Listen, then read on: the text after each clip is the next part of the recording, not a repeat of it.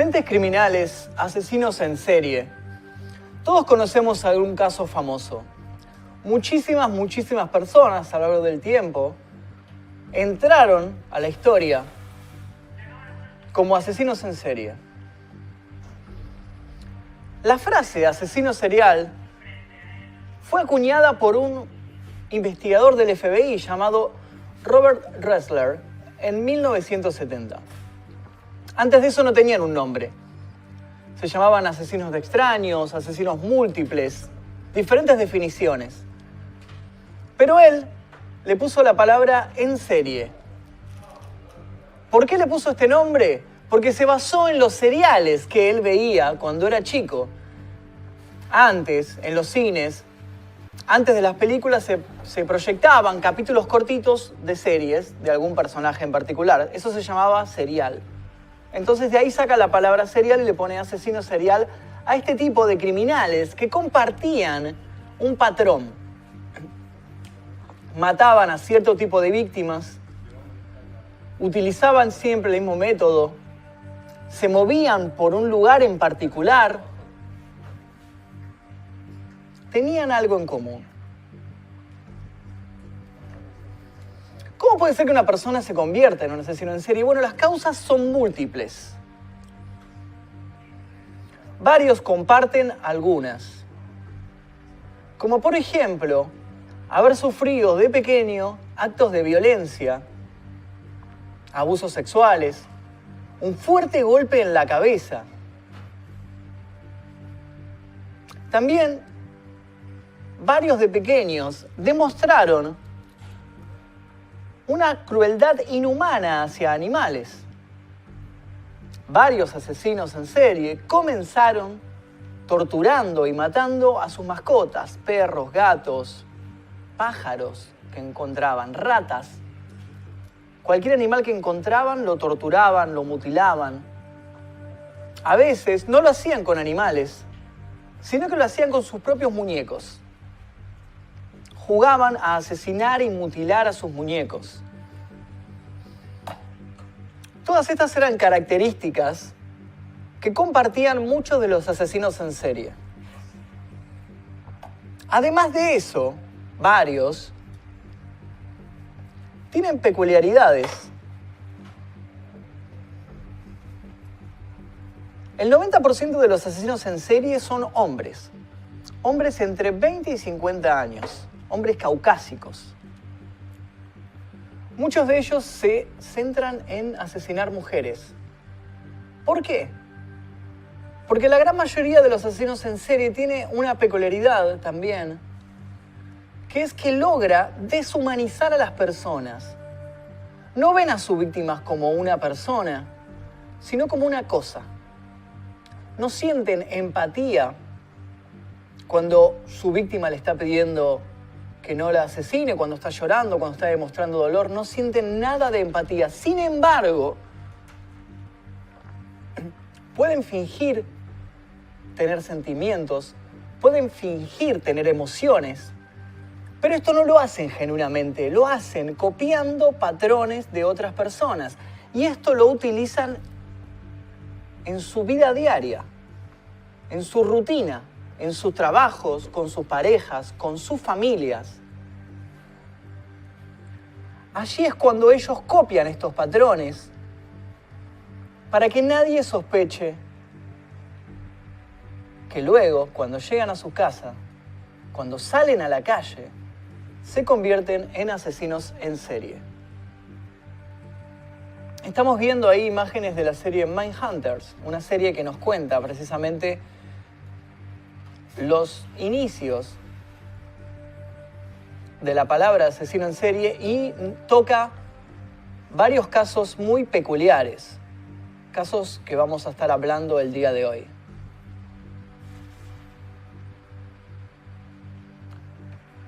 Algunos asesinos tienen varias motivaciones. La principal es demostrar poder. Quieren tener un poder que sobrepase al de su víctima. Quieren demostrar que la víctima está a su merced y que no va a poder hacer nada por impedir su asesinato. Otros responden a un impulso. Un impulso muchas veces de índole sexual. Muchos asesinos en serie consumen pornografía en cantidades inhumanas. Tienen como una obsesión con esto. Y eso es algo que vamos a hablar en un ratito cuando veamos el caso de Ted Bundy. Ted Bundy tiene un video, un testimonio en el cual él habla sobre su adicción a la pornografía. Muchos son los casos de asesinos en serie que pasaron a la posteridad. Hoy vamos a estar tocando algunos de estos casos, como el de Ted Bundy, que recién lo nombramos, como el caso de Ed Gein. También vamos a estar hablando del caso de John Wayne Gacy, Pogo, el payaso asesino, un hombre que se disfrazaba de payaso, animaba fiestas infantiles, tenía una doble vida, tenía muy buena reputación y luego asesinaba a otros hombres y los enterraba en el sótano de su casa. Vamos a estar hablando de todos estos casos, en particular el día de hoy. El del payaso era turbio, dicen por ahí, sí, veo que la gente está comentando. Recuerden que tenemos un WhatsApp nosotros, en el cual ustedes van a poder compartirnos sus experiencias, sus datos que nos quieran tirar, si tienen alguna película para recomendar, alguna imagen o algo que quieran mostrar, van a poder compartirlo en nuestro número de WhatsApp, que en un ratito va a estar apareciendo en pantalla. Mientras se los digo, es más 54 911 44 19 48 40. Pueden enviar sus mensajes con audios, así que todos los datos que nos puedan compartir va a ser más que bienvenido. Muy turbio ese caso, dicen por ahí. Sí, totalmente, súper turbio. Totalmente. El que inspiró al payaso It. Bueno, más o menos. Cuando surgió la nueva película de It, varios empezaban a decir que estaba inspirado en John Wayne Gacy, más o menos, medio por arriba, no es tan así, pero sí algo tiene que ver. Bueno, por lo menos que se disfrace de payaso sí tiene que ver. ¿Por qué había tantos asesinos seriales en Estados Unidos? Bueno, eso vamos a discutirlo el día de hoy. Es una temática interesante para hablar el día de hoy. ¿Por qué la gran mayoría de los asesinos en serie se concentran en Estados Unidos y el resto de los países parece que no? Acá en Argentina hay muy pocos casos, creo que sobra los dedos de una mano para contar los casos de asesinos en serie que hay. ¿Y por qué en Estados Unidos hay cientos y cientos? It es un libro de Stephen King, sí, por supuesto. Gracias por el dato. Porque en Estados Unidos están todos del coco, dice. En Estados Unidos pasa algo particular. Permítame contar algo que me ha sucedido a mí. Yo tuve la oportunidad de viajar el año pasado a Los Ángeles y hay algo que nunca nadie me había contado de Estados Unidos. Yo había visto muchas, obviamente, todo el mundo vio películas, series y demás. Algo que nadie me había contado era que cuando uno sale a la noche, nosotros con un amigo salíamos a cenar aproximadamente 11 de la noche, 11:30, y estaba lleno de gente loca, caminando por la calle, hablando solo, gesticulando, pero cuando les digo lleno, es lleno, estaba repleto. Y es algo que me llamó la atención, porque digo, más allá de eso, obviamente, en todos lados del mundo hay gente sin hogar, vagabundos, homeless, como le quieran llamar, pero acá había como una superpoblación, y no eran solamente gente que no tenía hogar, era gente que estaba loca y gente que iba por la calle hablando solo a los gritos, peleando, gesticulando. Y es algo que me llamó mucho la atención y creo que tiene que ver mucho con el sistema de salud que tienen allá. Nosotros acá en Argentina tenemos un sistema de salud gratuito, público. Cualquier persona que tiene cualquier enfermedad puede ir a tratarse a un hospital, pero allá eso no es tan así. Allá tenés que tener como una especie de obra social ahí, entonces no todos tienen acceso. Una persona de bajos recursos generalmente no tiene acceso a la salud en Estados Unidos y eso parece que repercute en la sociedad. Y es por eso que tenemos tantos casos de asesinos en series, de masacres escolares, de tiroteos en escuelas. Después tal vez más adelante preparemos algún especial sobre esta temática. Y todos estos casos se concentran ahí. Yo creo que tiene que ver mucho con el sistema de salud que tienen en Estados Unidos. Ahora vamos a ver unos casos que son asesinos famosos que inspiraron películas, inspiraron series, inspiraron libros. Vamos con el primero de ellos, es Ed Gein. Creo que tenemos material para proyectar de Ed Gein. Así es. Estamos viendo un fragmento de la película La Masacre de Texas de Tobe Hooper, película de 1974, si mal no recuerdo, es de la década del 70. Está inspirado en Ed Gein. ¿Quién fue Ed Gein? Ed Gein era un asesino, profanador de tumbas y un enfermo mental. En una granja de Plainfield donde vivía Ed Gein escondía uno de los secretos más macabros que se pueda imaginar. Su casa estaba llena de objetos hechos con piel humana. Un cinturón confeccionado con pezones, lámparas cubiertas con trozos de piel, vajilla hecha con calaveras, caras humanas para decorar y otros tantos fetiches desagradables. Además, la policía encontró en su casa los cuerpos colgados de Mary Hogan, una camarera desaparecida tiempo atrás, y el de Bernice Worden, dependiente de la ferretería del pueblo. Fue diagnosticado con enfermedad mental y pasó el resto de su vida en un centro de salud mental. Sus abominables prácticas inspiraron la película La Masacre de Texas, que la estamos viendo ahí en pantalla. El personaje de Leatherface está basado en Ed Gein, este granjero que vivía ahí en su casa. Otro detalle de Ed Gein es que cuando la policía entra a su casa por estas mujeres que habían desaparecido, encuentra, además de un montón de objetos hechos con piel humana, chalecos, sombreros, guantes, sillas, lámparas decoradas con piel que le había extraído a sus víctimas, encontró en un cuarto el cadáver disecado de la madre de Ed Gein. Este dato inspiró al libro Psicosis y luego a la película filmada por Alfred Hitchcock, la película del mismo nombre. Así que tenemos a Ed Gein, que inspiró no solo La Masacre de Texas, sino también a la película Psicosis, un asesino que inspira dos obras de terror muy famosas, muy conocidas y creo que todos hemos visto. Después creo que tenemos otro caso, el de John Wayne Gacy. Creo que tenemos imágenes de John Wayne Gacy. Estamos viendo en pantalla imágenes de la película de John Wayne Gacy. Era un payaso asesino, violador y secuestrador. Fue conocido como Pogo o el payaso asesino por hacer de payaso en fiestas infantiles. John Wayne Gacy asesinó y violó en Estados Unidos a 33 hombres jóvenes entre 1972 y 1978. A pesar de haber estado casado y tener una hija, Gacy tenía una clara inclinación homosexual.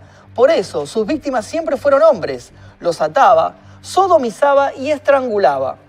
Condenado a muerte, fue ejecutado el 10 de mayo de 1994 en Stateville, Illinois. Gacy, el payaso asesino, es la película que narra sus macabras andanzas. La estamos viendo ahí en pantalla. John Wayne Gacy. Además de eso, un detalle no menor es que este tipo se hizo muy popular. Dio muchas entrevistas, mucha gente lo fue a visitar a la cárcel. Y él, además de eso, en la cárcel empezó a pintar. Hay muchísimos cuadros pintados por John Wayne Gacy. Pintaba cuadros raros, muchas veces con temática infantil. Hay cuadros de Blancanieves y los 7 enanos, cuadros de películas de Disney que a él le gustaban, y también hacía retratos de otros asesinos contemporáneos como Charles Manson. También hizo autorretratos y mucha gente ha comprado los cuadros que pintaba John Wayne Gacy en la cárcel. Tuvo muchísimos años preso. Y Pogo, el payaso asesino, cayó porque los vecinos denunciaron que había un tremendo olor nauseabundo que salía de su casa. Cuando la policía se hizo presente, encontró infinidad de cadáveres enterrados en el sótano. Eran tantos que ya no los podía enterrar y que los tiraba ahí con cal como podía, los ocultaba ahí. Muchos de ellos eran jóvenes homosexuales que él llevaba a su casa con la excusa de una cita.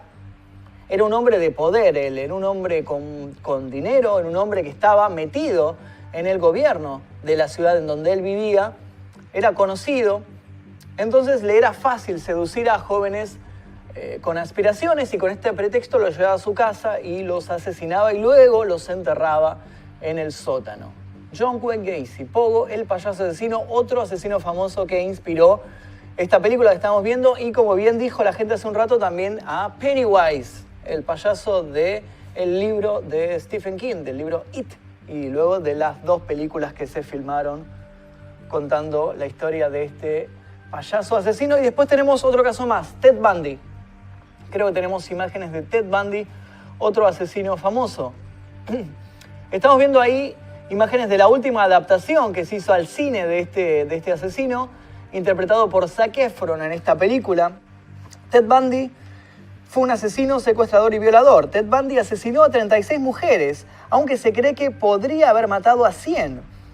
Antes hablábamos de las apariencias que en ocasiones engañan, pues este es uno de estos casos. Ted Bundy estudió psicología en la Universidad de Puget Sound en Washington. Era un estudiante aplicado y tuvo relaciones normales con chicas hasta que un día su mente psicópata explotó y se convirtió en un monstruo. Su modus operandi era muy discreto, cargado de libros, fingía que estos se le caían y pedía ayuda a mujeres para recogerlos, consiguiendo así su confianza. Una vez entablada una conversación, acercaba a las chicas lo suficiente a su coche, donde las golpeaba y secuestraba. Fue condenado a muerte y murió en la silla eléctrica el 24 de enero de 1989. Ted Bundy es la película sobre su trayectoria. Su historia también inspiró American Psycho. He estado viendo imágenes ahí de, como les digo, la última película que se hizo sobre este personaje en particular, Ted Bundy, interpretado por Zac Efron. Ahí se ve claramente cómo era el método, el modus operandi, ¿no?, de este asesino. Él era un hombre apuesto, era un hombre que no inspiraba desconfianza. No es que tenía cara de loco o lo veías y cruzaba de calle. Era un tipo perfectamente normal y tenía una facilidad para la seducción. Así que utilizaba esta facilidad para elegir a sus víctimas, para causar los crímenes y los asesinatos, disfrazado como un estudiante, con un yeso en un brazo, con libros en el otro, hacía que se le caían los libros y cuando las mujeres se acercaban a ayudar a esta persona, él las golpeaba, generalmente con un hierro, las metía dentro de su auto y luego las asesinaba y las descartaba en un bosque, que luego se encontró infinidad de cadáveres enterrados en ese bosque, y es al día de hoy que no se ha establecido cuál es el número exacto de crímenes cometidos por Ted Bundy, porque él al final nunca confesó cuántas exactamente fueron las mujeres que él asesinó. Es algo incierto. Les recomiendo muchísimo esta película, la última que se hizo, de Ted Bundy, interpretado por Zac Efron, y también hay un documental en Netflix que complementa mucho lo que cuenta la película. La película es reducida, dura una hora y media, así que en una hora y media medio que no se puede contar. Pero si ves primero el documental y luego la película, está buenísimo porque entendés todo perfectamente. La historia de este asesino, de Ted Bundy, este asesino en particular. Pero yo no voy a estar solo el día de hoy, estoy viendo los comentarios de la gente. Mientras ustedes mandan sus comentarios, vamos a estar hablando con el invitado del día de hoy, que va a estar contándonos sobre los asesinos en serie, sobre estos crímenes y compartiendo su experiencia. Él es psiquiatra, se especializa en arte forense y va a venir a desarrollar varios casos y vamos a estar charlando sobre la psicología en particular de estos personajes. Vamos a ver cuáles son los motivos, cómo es el modus operandi de estas personas. Así que le doy la bienvenida a Enrique de Rosa, creo que anda por ahí. ¿Cómo estás? ¿Cómo te va? ¿Cómo te va, Enrique? Un Muchísimo gusto. Qué bueno tenerte acá. Sí, yo también, porque mis hijos estaban fascinados. Cuando dije que venía, me dijeron, no puede ser. No me digas. Claro, me dicen, y vos no sabés quién es. Veo que vos no sabés quién soy, pero yo seriamente tampoco no sabía pero mucho. está bueno porque nos vamos a conocer nos vamos en a conocer el programa. de mundos diferentes, aparte, pero interesante la escenografía.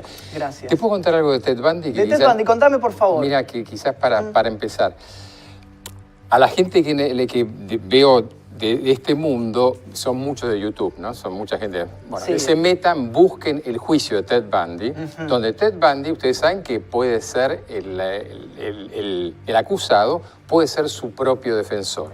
Él solicita esto El juicio iban muchas mujeres que pedían, y en realidad eran fans de Ted Bundy, y ponían, me quiero casar, carteles, por favor, fíjense. Pero acá no termina la cosa, para romper el hielo de nuestro desconocimiento. Sí.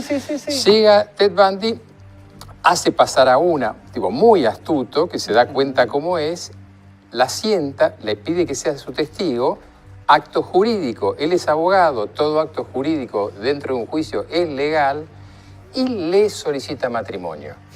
Entonces, en resumen, Ted Bundy hoy tiene una hija de ese matrimonio, en el cual se casa con una testigo del juicio, que él la cita y le dice, fulana de tal, ni me acuerdo cuál es el nombre, ¿quieres ser mi esposa? No estoy mintiendo, es increíble, búsquenlo, es fascinante, porque la gran cuestión era la seducción de Ted Bundy. Por algo lo ponen a Zac Efron, ponen a un personaje especial, ¿no? Por supuesto. ¿Y vos decís que este acto él lo realizó para lograr algún tipo de compasión frente al jurado, para que digan este hombre se va a casar o algo así, no vamos a condenarlo a muerte? ¿O pensás que fue una decisión de él? A ver, dos cosas. Una, creo que logró lo que él esperaba. Él lograba prorrogarse, postergarse, extenderse en el tiempo. Él sabía que iba a ir iba a ser tenía una condena de muerte. Pero la otra era la seducción, era una especie de patología en él, en la que él necesitaba demostrar públicamente que él no iba a ser un acusado. Vos le mirás la cara en ese momento, y es un actor de Hollywood seduciendo gente, y está diciendo el juicio en el que vos fíjate que no, mirá la cara del sujeto, está fenomenal. Ese sujeto después sabe que lo van a matar. Y sin embargo, miren cómo está. Él está en el mejor de los mundos porque sabe que está seduciendo, sabe que está un gran encantador de serpientes. Claro. Me encanta la definición, encantador de serpientes. Sí, claro. Muchos de estos asesinos en realidad son eso. Gran parte de su poder lo logran con este gestito de control, ¿no? Que vos que veo que te gusta el tema de la gestualidad y demás. Me encanta, yo soy muy muy de gesticular, sí. Bueno, vos fíjate que él está estudiando a los demás, él está viendo, él está gozando del espectáculo. Total, yo ya estoy muerto. Yo ya sé que estoy muerto. Ya sabía. Yo ya sé que estoy muerto. ¿Y quién me priva de esto? Claro. Y es el momento. Aclarar a la gente que esto es lo real. ¿No? Esto es real, esto no es película. Mi Estamos viendo miopía muy imágenes grande, de archivo. Es de imagen de archivo. Del juicio. En un ratito más adelante vamos a ver un video completo de un testimonio de él en la cárcel de cuando habla de su adicción a la pornografía. Eso era otra. Eso lo vamos a ver porque eso... Cuando estábamos preparando un poco el programa, vimos que es algo como un punto en común, ¿no? Entre varios asesinos que Mira, yo tuve hace unos años uno de los primeros, no sé si fue el primer grupo de adictos al sexo, que en realidad mis detractores pensaban que era una forma de encubrir mis propias actividades. Pero en realidad no era, quiero aclarar, es totalmente una mentira. Pero no, hablando en serio, el gran tema es la relación, que es lo que yo hago, en definitiva, entre Eros y Tánatos, entre la pulsión erótica de vida que llega a dominar a tal punto y la pulsión de destrucción. Esos dos hermanos, Eros y Tánatos, están constantemente en juego. Entonces, en realidad, la pornografía es la posibilidad de excitarse, pero de excitarse de la misma manera que es una excitación que nosotros llamamos de circuito de placer dopaminérgico en el cerebro, que los excita de la misma manera la muerte, el sufrimiento de la víctima. Hoy usamos mucho las palabras, ¿no? Utilizamos mucho la idea de cosificación. Pero en realidad el tema es yo gozo dominando la escena, dominando a la víctima, de la misma manera que en esas prácticas no es solamente pornografía, que también es una gran palabra, sino el tipo de pornografía. La pornografía que usan habitualmente es de un sadismo particular. Entiendo. En el juicio reciente del pediatra del Garrahan, en el que yo participé, lo notable eran los... Y no estamos hablando de un asesino, sin embargo, ¿no? Un abusador posiblemente. Muchas imágenes de pornografía infantil muy cruel en la cual los niños están muy sometidos, es decir, niños atados. Esta idea de control es central. Entonces no es pornografía por pornografía, sino que es el sexo bajo un sometimiento particular. Entiendo. Qué interesante eso. Mira, no sabía que habías estado involucrado en ese caso. Claro, como asesor de la Fiscalía. Qué interesante. Ese caso después creo que se resolvió a favor del... No. No sé dónde está preso, pero está preso. Quedó preso, ¿no? Sí. Claro. El tema interesante de esto es que es algo que vos al tocarlo de asesinos seriales, es que vos sabés que en general los temas se saben. Cuando salen al medio, después todos nos sorprendemos. Pero en realidad, todas estas cosas en alguna medida se salen. Seriales. Ted Cruz, un asesino, un chico que uno de estos tiradores de colegio, todo el mundo sabía que practicaba con gatos. La otra cosa que vos dijiste, maltrato animal. Sí. Todo el mundo lo sabía, pero nadie juntó dos neuronas y dijo, mata gatos. Viste que hay un arma que antigua, no sé, sí, muy bien, sigue existiendo. Bueno, ese rifle de comprimido. Claro, ese famoso matagatos, bueno, era para eso. Acá en Argentina era el tema del petiso orejudos, Cayetano Santos Godino, sí, ¿no? Por supuesto, asesino de niños.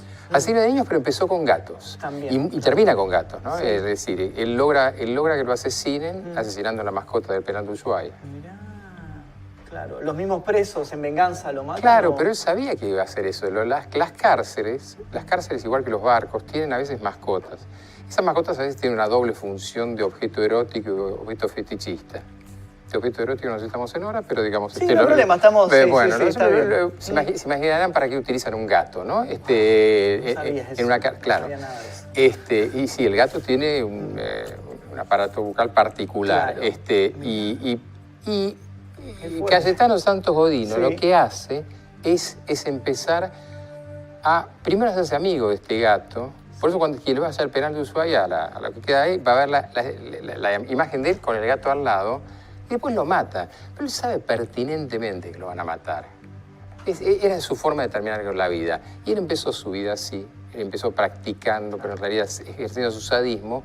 Y termina sacrificándose a sí mismo de la misma manera. Qué interesante. Este caso en particular también tiene una peculiaridad que a él lo descubren porque asiste al funeral de una de sus víctimas, ¿no? O sea, por lo menos yo había leído eso, que asiste y pregunta por un tornillo o algo que él mismo le había metido en la cabeza. No, un clavo de 5 pulgadas. Un clavo, eso. Un clavo de 5 pulgadas. Y lo descubren por eso, porque era un dato que nadie sabía. Bueno, porque Cayetano, que vos dijiste también muy interesante tu introducción, y tenés cráneos. En los hospitales se peleaban por el cerebro y el cráneo. Era un chico golpeado por su padre, un inmigrante italiano, muy golpeado. Eso no en esa época no lo transformó en inimputable, pero digamos, muy golpeado, muy maltratado, pero su gracia era volver a ver lo que había hecho. Claro. Y él se cruza con el padre de la víctima, le dice que está perdida, pero que él está yendo. Y estaba yendo al velatorio. Y en realidad lo que él quería ver era el clavo. Él quería ver ese clavo. Él quería ver el clavo. Claro. La historia del clavo es repetida. El clavo, bueno, después se repite. El tema de las armas blancas es muy interesante como objeto de sacrificio no en homicidios seriales, sino en homicidios simples, ¿no? Pero, digamos, el tema del clavo o las armas blancas tiene un sentido otra vez ligado a esta cuestión de la sexualidad, ¿no? También. Claro, más que una pistola. Más que un tiro, más que una bomba. Claro, entiendo. Qué interesante eso. Mirá, no tenía ese dato del petiso orejudo. Muy bueno, claro. Estamos viendo por ahí... le cortaron las orejas porque pensaban que eso era la causa de su maldad. Bueno, eso tiene... es fabulosa esa historia. Sí. La historia era que en esa época era totalmente lombrosiana la cuestión. Lombrosiana por César el Lombroso, era un personaje que había dicho, trataba de encontrar la tipología criminal, ¿no? Entonces,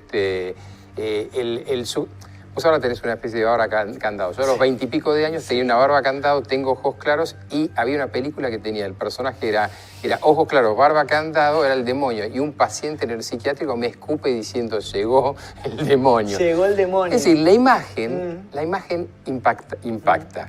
En esa época, los pabellones auriculares, las orejas, hacían suponer que esa era la tipología criminal. Claro.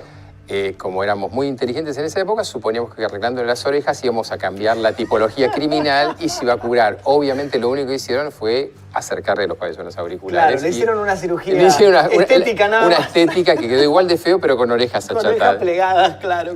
Pero se creía eso. Se creía eso, que la imagen tenía influencia sobre su psicología. Lo grandioso es que pensaban que podía ser reversible. Claro. Interesantemente, yo no quiero entrar en un tema que no es del programa, pero esto ya Charles Darwin lo hizo con nuestros indios. Les dio ropa cuando pasa acá con el Beagle y los indios se lo ponen y es por eso que la foto de los tehuelches y todo demás se los ve con bombín y galera, porque era lo que les dejó Darwin pasando. Claro, mirá Esta idea de que lo externo te transformaba tu psiquismo Era la idea de la época, ¿no? Claro, era como tenía un nombre, frenología, puede ser. Lo del cerebro de frenología, es decir, Claro. las zonas del Sí, cráneo, sí. está más interesante, las zonas del Esta cráneo sí, tenían esta que ver con, sí. con Sí. justamente cada zona, si vos tenías arcos superciliares, la cámara es esa, ¿no? Sí, Arcos sí, tenemos todas estas grandes, tres. podía tener que ver con cierto tipo de Entiendo. hombre primitivo y demás. Bueno, Cayetano tenía un cerebro muy pequeño. Muy pequeño. ¿Tenía algún tipo de retraso mental él o...? Y él, un chico golpeado múltiplemente, Claro. desnutrido y demás, tiene algo que, bueno, que a mí nos llama la atención. Le pedimos juicio moral a chicos que no han tenido crecimiento cerebral. Le decimos, ¿cómo puede ser con un chico que se forma de alguna manera el juicio moral hasta cierta edad, después de lo cual vos le podés dar vida de comer, pero ese chico no tiene crecimiento estatura, pero tampoco tiene crecimiento cerebral. Claro. Entonces hay cosas que no llegaron se puede. hasta ahí. Bueno, Claro. Cayetano fue uno de esos. Yo también, uno de los puntos que encontré cuando armaba la intro del día de hoy era que muchos tienen en común, de pequeños habían tenido cierto tipo de maltrato, ya sea físico o sexual. Sí. Eso es un punto muy en común, ¿no? Es un punto muy en común y por eso a mí me pone loco cuando la gente cree que la historia es mandar a la gente a la cárcel para que los maltraten. ¿Viste ahora con los rugbyers? Sí, se está hablando mucho de bueno, que nosotros, la violación los va a corregir. Bueno, con lo cual es la fantasía. ¿Por qué me dedicaría a Eros y Tanatos? Porque la fantasía de todos que si violan al otro lo van a corregir o algo. No, es una incubadora de futuros delincuentes. Exacto. Los regímenes penales juveniles en realidad también tienen que ver con eso. No, los chicos estos son maltratados, abuso sexual a patadas. En realidad es el tema del abuso sexual infantil, la correlación criminal, que con esto, por favor, no estoy excusando a nadie, ¿no? Porque después seguramente están pegando por alguna parte, pero en realidad es que esto significa que vos no podés querer si no has sido querido. Y esto que puede parecer una obviedad, vos tenés que formar el sentimiento de amor para poder amar. Y si lo que recibiste fue simplemente maltrato, humillación y demás, te adaptás a eso. Claro, es decir, el asesino no es un extraterrestre. El asesino es un adaptado, en general, a su medio. Y se adaptó como la forma de sobrevivir. Como pudo. Claro. Creo que tenemos un audio de una persona que mandó un audio por WhatsApp. A ver, ¿lo podemos escuchar? Si tenemos alguna pregunta o algo para Enrique. Si además de esto que se han golpeado, todo eso, si el tema de que los padres no estén, que los padres no le den bola al pibe, también puede generar que sean violentos y todo eso. Sí, acabamos de hablar. Bueno, se cortó un poco el audio, pero sí acabamos de hablar de eso. Pero no solamente eso, con esto lo estoy haciendo propaganda a mi Instagram, pero hoy publiqué una imagen, porque gracias. Ahí va a aparecer, seguro, ¿no? No, pero digo, ¿a qué voy? Que hay un sujeto diciéndole al hijo, ¿qué fue lo que hicimos mal? Y en la celda de al lado le dice, acá estoy, papá. En realidad, en general, la ausencia de imagen paterna, hoy que estamos tanto pensando que es la ausencia de límites, la ausencia de estructura. Ahora, si el padre encima es un Cronos, el dios griego que se devoraba a sus hijos, eso es mucho peor, porque vos aprendés a rebelarte contra la norma y a tratar de destruir a la norma. Es decir, ya el límite pasa a ser no solamente algo a lo cual no incorporás, no introyectás, sino que haces lo imposible por destruirlo. Por eso, a ver, violencia de género, cuando le ponen la perimetral, muchos sujetos lo que están buscando es la perimetral para saltarla, para sobrepasarla. O sea, buscan el límite para romperlo. Necesitan del límite para romperlo. Claro. Entonces, a veces hay un error en eso. Y como dice, como te llames, pero digamos, efectivamente es así. La ausencia paterna es crucial. Es crucial. Perfecto. Tenemos por ahí el video, tenemos un testimonio de Ted Bundy, por ahí lo tenemos preparado. Ahí va.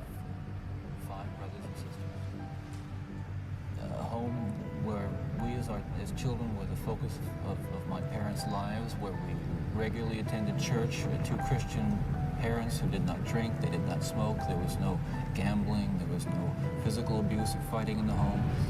Basically, I was a normal person. I wasn't some guy hanging out in bars or a bum.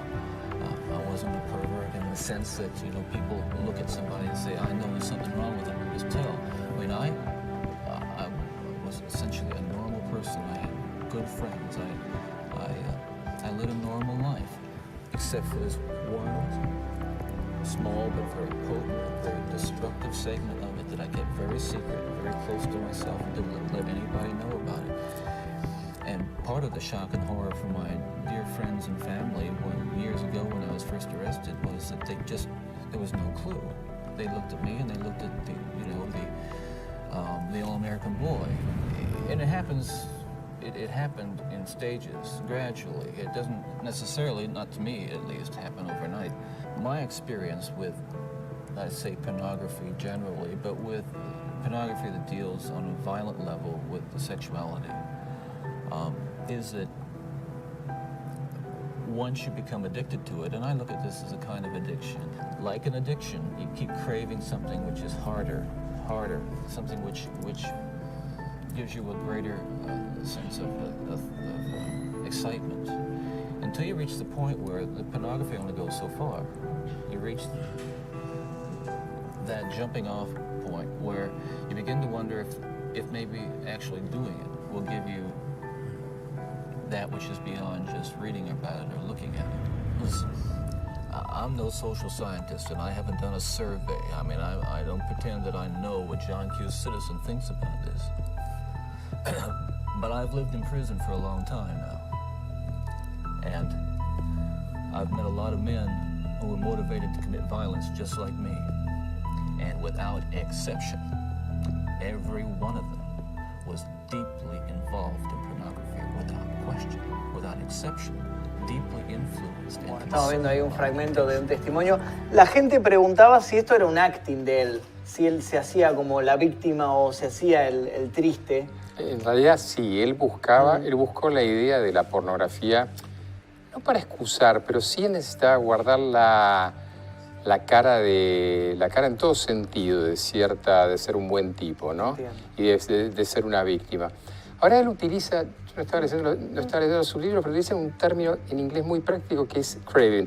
El hecho de crave something es en realidad estar necesitando desesperadamente algo. Okay. Ese shot esa urgencia, claro. Ese shot de dopamina, de adrenalina para la gente, él lo obtenía. Y vos viste que dice sexualidad, pornografía con violencia. Con violencia, sí, lo dice. Y acá viene el punto, viste que se habla mucho de la castración química. Sí.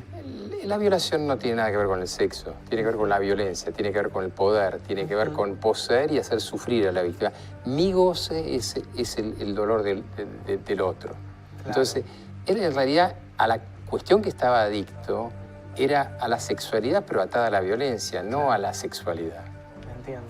Y al principio él estaba viendo que la entrevista al principio es como que dice lo contrario de lo que estuvimos hablando. Él dice que no lo maltrataron de chico, no, claro. Que creció en una familia normal, que tenía una vida normal. Y tampoco él se apega a la figura de, como estábamos hablando, del petiso orejudo, de tener una imagen deforme o lo que sea. Es una persona, o sea, tal vez común y corriente, y algo sucedió en su vida, más allá de él. No hubo maltrato, no hubo tal vez abuso sexual de pequeño.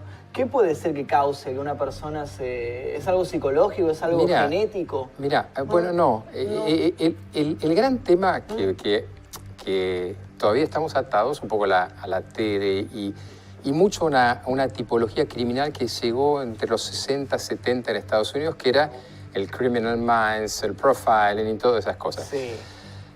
Para odio de varias personas que hacen cursos de eso, el gran punto es que los criminales no vienen con cuernos, no largan fuego.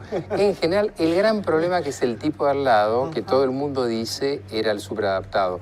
Yo vi que ustedes hablaron de Barreda. Sí, cualquiera que conozca La Plata y que sepa el caso Barreda sabe que Barreda era un hiperadaptado, era el no criminal. Claro. Robert Hare, que es el que habla el que más estudió en una de esas, los psicópatas, que también es una palabra muy usada, él decía, él utiliza el efecto Lucifer. El subtítulo del libro es Cuando la gente buena hace cosas malas. En realidad el punto es la gente buena. Claro. Es que no vienen con cartel, no vienen con subtitulado, no vienen con aviso. Y ese es el gran tema. De hecho, vos decías en Occidente, no, en Oriente, en los países musulmanes hay mucha preparación de asesinos que no son seriales, sino son múltiples, tipo con la bomba. Bueno, ese sujeto buscan al más normalito de todos. Ah, ¿sí? Buscan al indetectable. Ese es el gran problema. Y por eso los chinos están empezando con el perfilado, pero ahora sí, el reconocimiento facial. Porque en lugar de esperar algún rasgo de maldad, lo que están buscando es una cuestión, que es lo que hacemos nosotros, que es una cuestión estadística. Yo estoy empezando trabajos que posiblemente con la Secretaría, el Ministerio de la Provincia de Buenos Aires de Seguridad, en el que lo que tratamos de buscar cuáles son patrones comunes, pero no patrones morfológicos o tipológicos, sino patrones. En general, esta gente va dejando rastros. ¿Rastros cómo? Ahí sí, de actos que han cometido a mínima. Uno de ellos, que esto se fue presentado en la Cámara de Diputados el año pasado, me parece, es el maltrato animal. El FBI utiliza el maltrato animal como un indicador absoluto de violencia doméstica. Nosotros todavía no lo estamos haciendo. Y ahí, ese sujeto, en general, no tiene aspecto de nada malo. Pero un día agarra su fusil en Estados Unidos y mata a varios, o acá mata a la esposa. Mata a la esposa, claro. Okay. Interesante, interesante. Creo que tenemos WhatsApp, tenemos una pregunta de alguien por ahí. Ahí va. Hola Magnus, quería preguntarle al doc si se puede determinar si alguien es criminal solo por sus rasgos físicos. Hablamos de esto también hace un ratito. Saludos Uruguay. No, claro, no. Imposible, no. No. Es más, yo diría, cualquiera que se parezca a nosotros dos es factible que sea más criminal porque no tenemos ningún rasgo que nos involucre como criminales. Claro. Por supuesto, yo no soy de esta mesa, pero digamos... No, yo tampoco, quiero aclarar. ¿Sabes qué? A mí me sucedió, yo trabajaba antes cuando era joven, en mi primer trabajo. ¿Cuándo eras joven? Yo tengo 35 ahora. Yo tengo que hacer el doble. Bueno, cuando era más joven, tenía 19, mis primeros trabajos, yo siempre fui artista, entonces tenía esta cosa de pintarme el pelo, de escribir canciones, de hacer cosas. Y un día mi jefe, yo trabajaba en Coto, era empleado de Coto. Mira. Mi jefe me lleva aparte y me dice, te hago una pregunta, Pablo, porque a mí me gusta, siempre el terror me gustó. Me dice, te hago una pregunta, ¿vos no tendrás algo de que querés matar gente o algo? O sea, me lo preguntaba seriamente. Porque claro, o sea, entre toda como estándar, digamos, o sea, alguien que escribía, porque yo escribía cuentos de terror o cosas así, él pensaba que yo iba a hacer una masacre, porque él me contó que tuvo el caso de un empleado de él que hablaba de que quería secuestrar a alguien, un día fue y secuestró a una persona. Y él tenía miedo de que yo un día viniera y matara. Bueno, pero, a ver, anteriormente, bueno, la anomalía siempre llama la atención a algo malo. Yo de bastante chico no solamente escribía, y vengo obviamente de una época muy anterior, escribía, sino que más tarde tocaba en un grupo que, uno de los grupos que tocaba música hindú. Me dedicaba al budismo, tocaba música hindú, obviamente iba a un colegio católico, digamos, de derecha, ultraconservador, y la gracia era que mi padre, yo decía, mi padre no sabe si yo soy budista, comunista u homosexual o todo junto. Entonces, en realidad, lo raro invitaba a la anomalía, ¿no? Claro. Entonces, pero siempre fue, no es así. Ojalá fuese tan fácil. Ojalá, es que eso me llama la atención. Ojalá el sujeto raro de Coto fuese... Fue ese el asesino. Claro. Por ahí era el otro, por ahí era el callado, el cajero que era el que nunca llegaba tarde. Y el Ted Bundy, aparte, sí hay una cosa. Él te está hablando de una familia hipernormal, pero con muchos límites. No hacíamos esto, no hacíamos... Lo que te está contando es que no podía hacer nada. Claro. Y después hizo todo.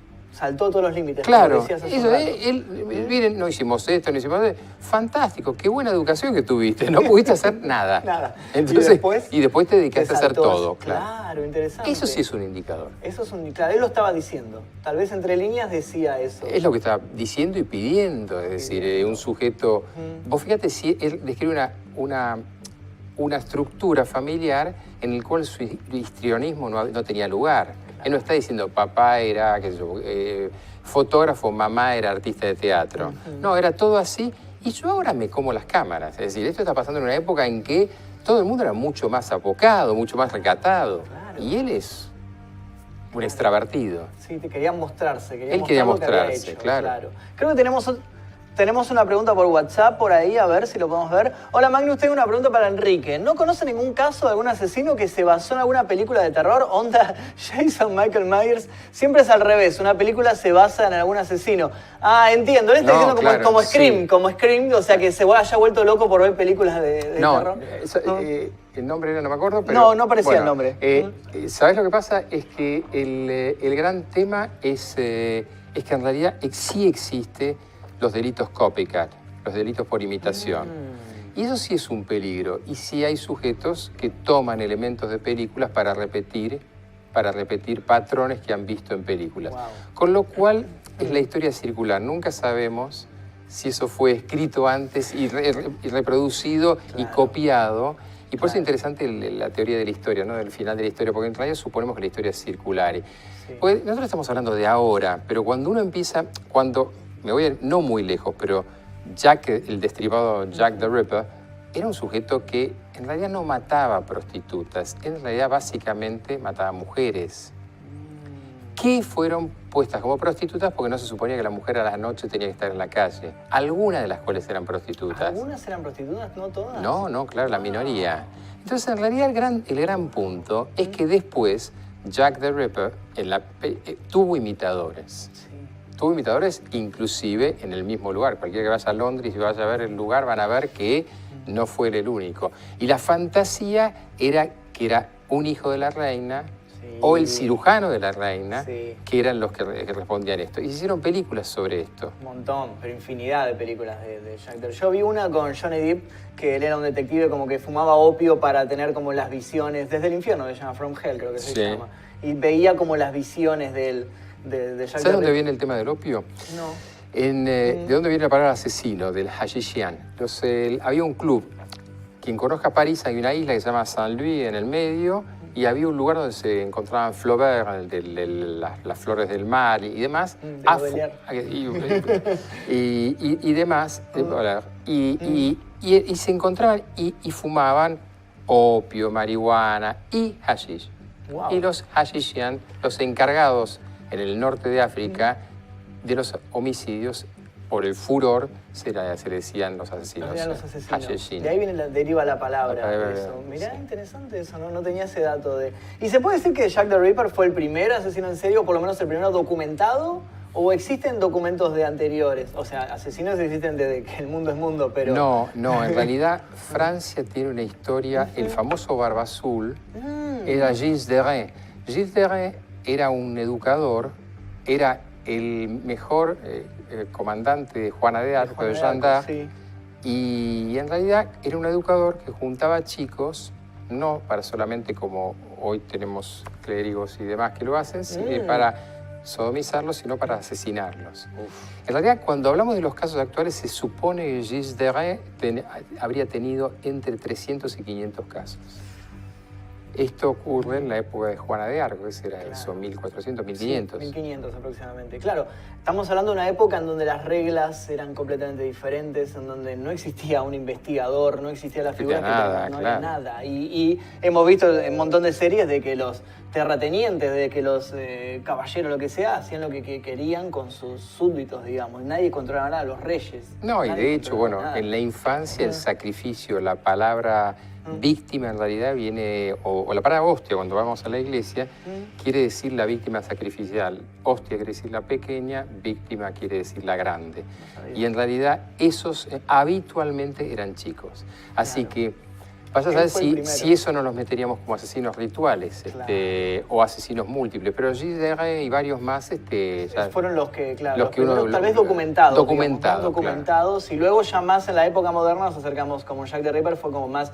Aparte ya ese tuvo mucha cobertura de la prensa, o sea, tiene como todos esos puntos de... Claro, si había prensa escrita. Él tenía también algo en común con el resto de que se comunicaba con la prensa, ¿no? Él mandaba mensajes. Él mandaba mensajes. Que uno mandó diciendo que no culpen a los judíos o una cosa así, o sea, se comunicaba por cartas.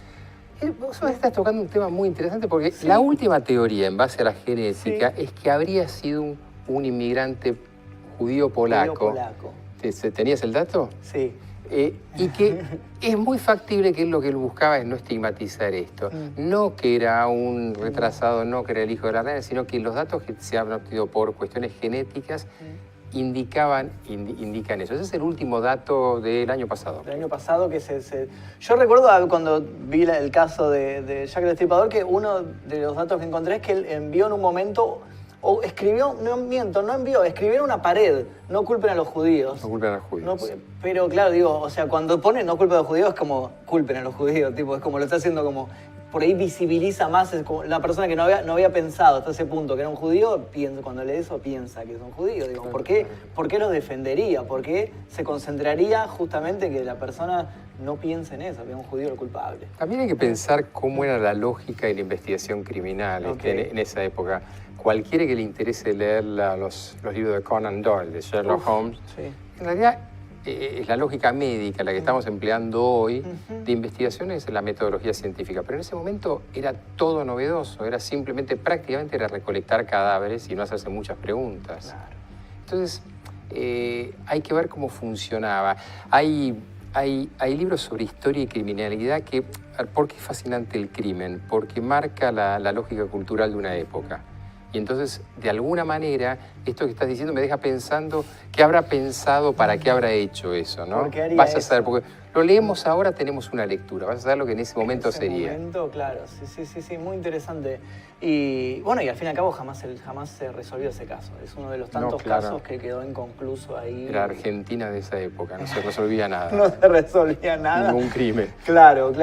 Y otro punto que tocamos también en un momento que la gente preguntaba es por qué en Estados Unidos hay tantos casos famosos de asesinos en serie. Por ejemplo, acá en Argentina no hay tantos. Porque el crimen, como decía antes, tiene una modalidad cultural. Pero también esa cultural tiene una modalidad de imitación, del copycat. El efecto Wanda Tadei, que es, nosotros estuvimos en sede judicial, yo estuve en asesoría en capitales del Cuerpo Médico Forense, en provincias son las asesorías periciales. Tuvimos de un año de tener uno nada más, todos los años anteriores una mujer quemada, pasar al año siguiente inmediatamente 6. Entonces, en realidad, la modalidad criminal tiene mucho que ver con patrones culturales. En Estados Unidos el tema de la matanza masiva en un país que tiene como derecho constitucional la defensa con armas y la defensa del país, es muy habitual que el sujeto lógicamente trate de integrarse. Uno de los casos últimos, dos casos de los últimos tiradores de chicos de universidades son extranjeros instalados, primera generación de extranjeros, pero extranjeros de familia al fin.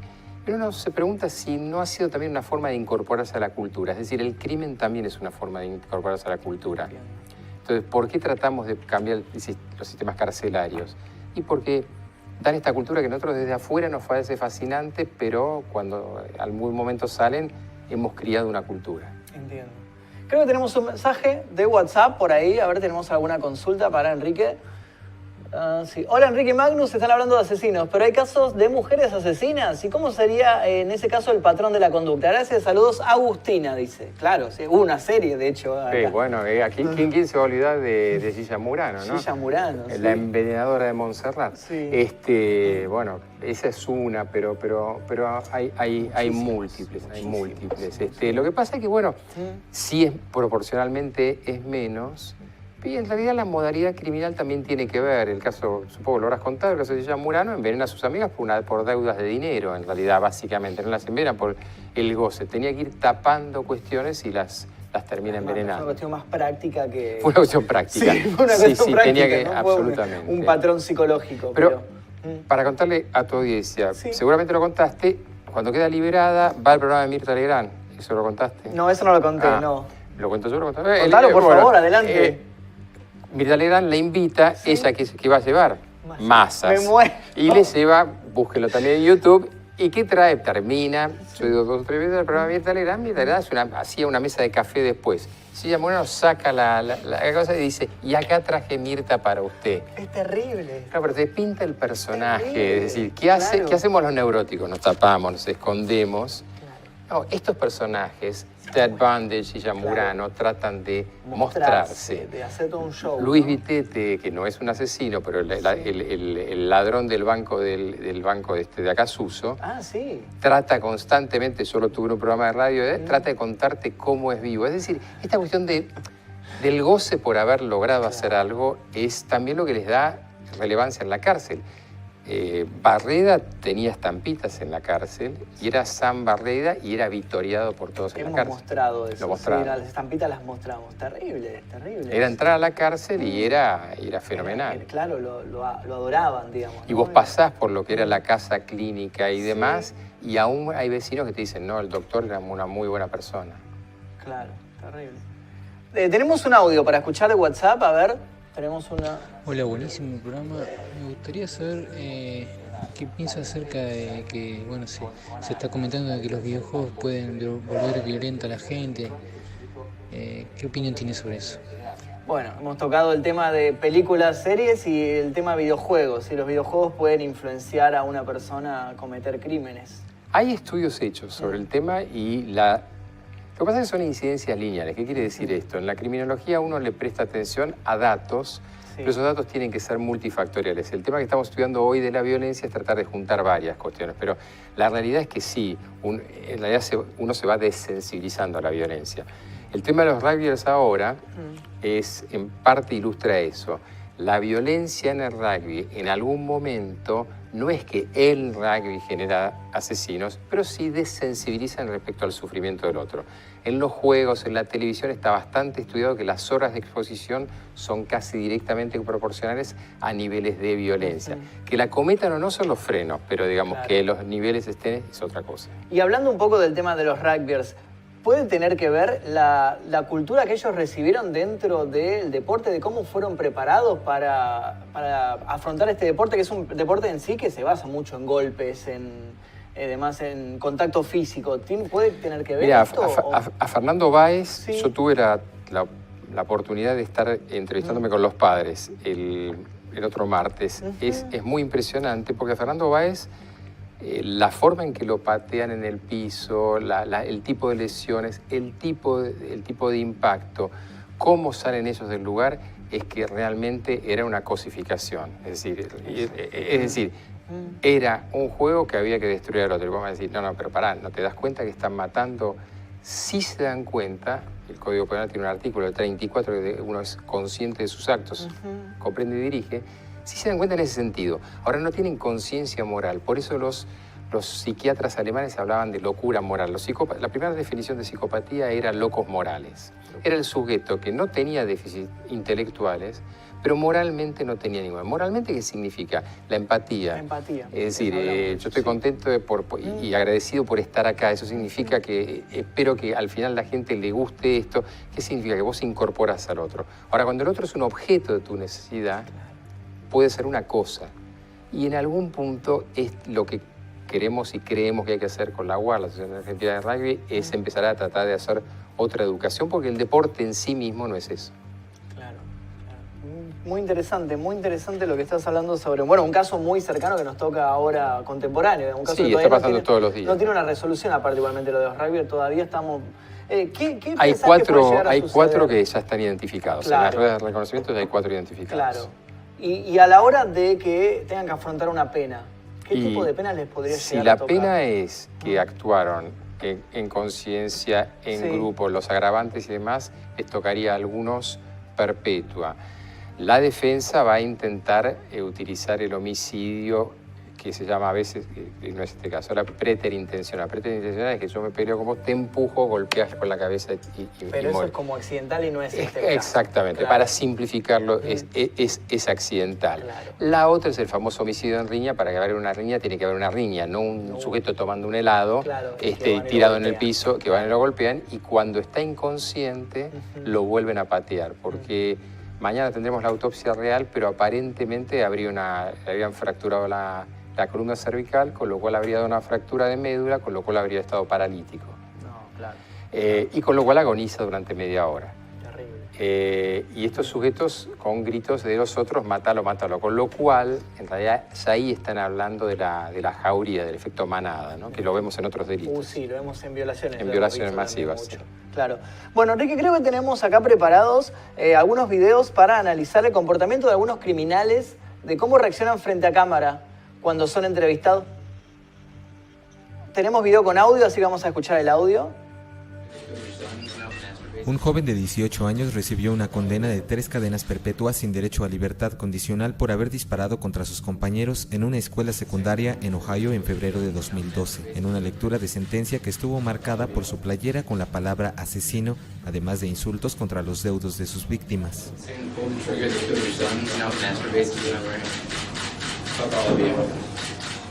TJ Lane, ahora de 18 años, se rió sarcásticamente mientras le leían la sentencia luego de que se declarara culpable de asesinar a 3 alumnos de la escuela secundaria Chardon al este de Cleveland.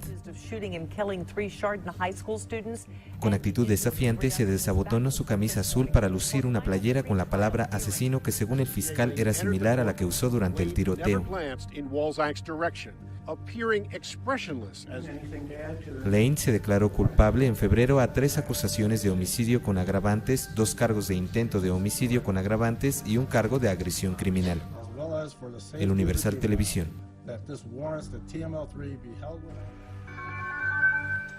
Bueno, interesante la actitud, ¿no? Esto ya, a ver, estábamos viendo a Ted Bundy que él dentro de todo se defendía, digamos, intentaba defenderse. Acá estamos viendo a una persona que ni siquiera hace el mínimo intento de defenderse, se pone una remera que dice asesino, les hace fuck you a los padres de la víctima.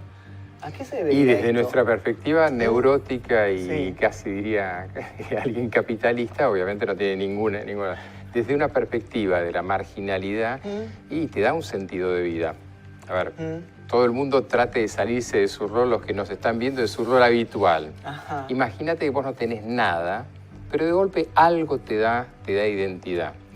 La necesidad de trascendencia y de identidad es lo más fuerte que existe en la naturaleza humana. Entonces, ¿por qué aparecen? A mí la cosa más me impresionó hace muchos años cuando volví al país, o cuando vine al país en realidad, era en un programa de televisión en que me ponen Mauro Viale y yo veía gente que acababan de matar o violar a su hijo haciendo un show y muy animados en cámaras. ¿Qué es lo que hace que una persona frente a las cámaras, frente al espectáculo de un juicio y demás, haga esto? En realidad les da una trascendencia que no les ha dado su vida chata, su vida. Y lo único que él tiene es mostrarles que él, a pesar de todo, no solamente es malo, sino que es malísimo. Se masturba con el mismo dedo que apretó el gatillo y está orgulloso de haberlo hecho. Pero claro, insisto, todos estos tipos tienen algo que lamentablemente a nosotros nos lo da la marginalidad. Son sujetos que saben que no tienen nada para ganar. Claro. Todo para perder o todo está perdido. Entonces, ¿qué tengo yo para ganar? La posteridad. Wow.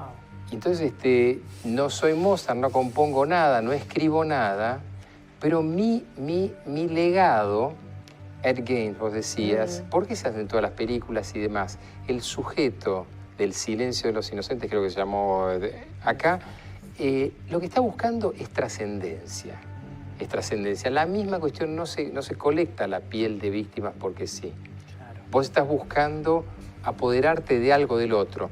Este sujeto maldito, lo que se apoderó es claramente de la mente de los padres de esos chicos. Claro. Ese tipo va a estar muerto 10 millones de veces y los padres de esos chicos no se van a poder olvidar de esto. Mira.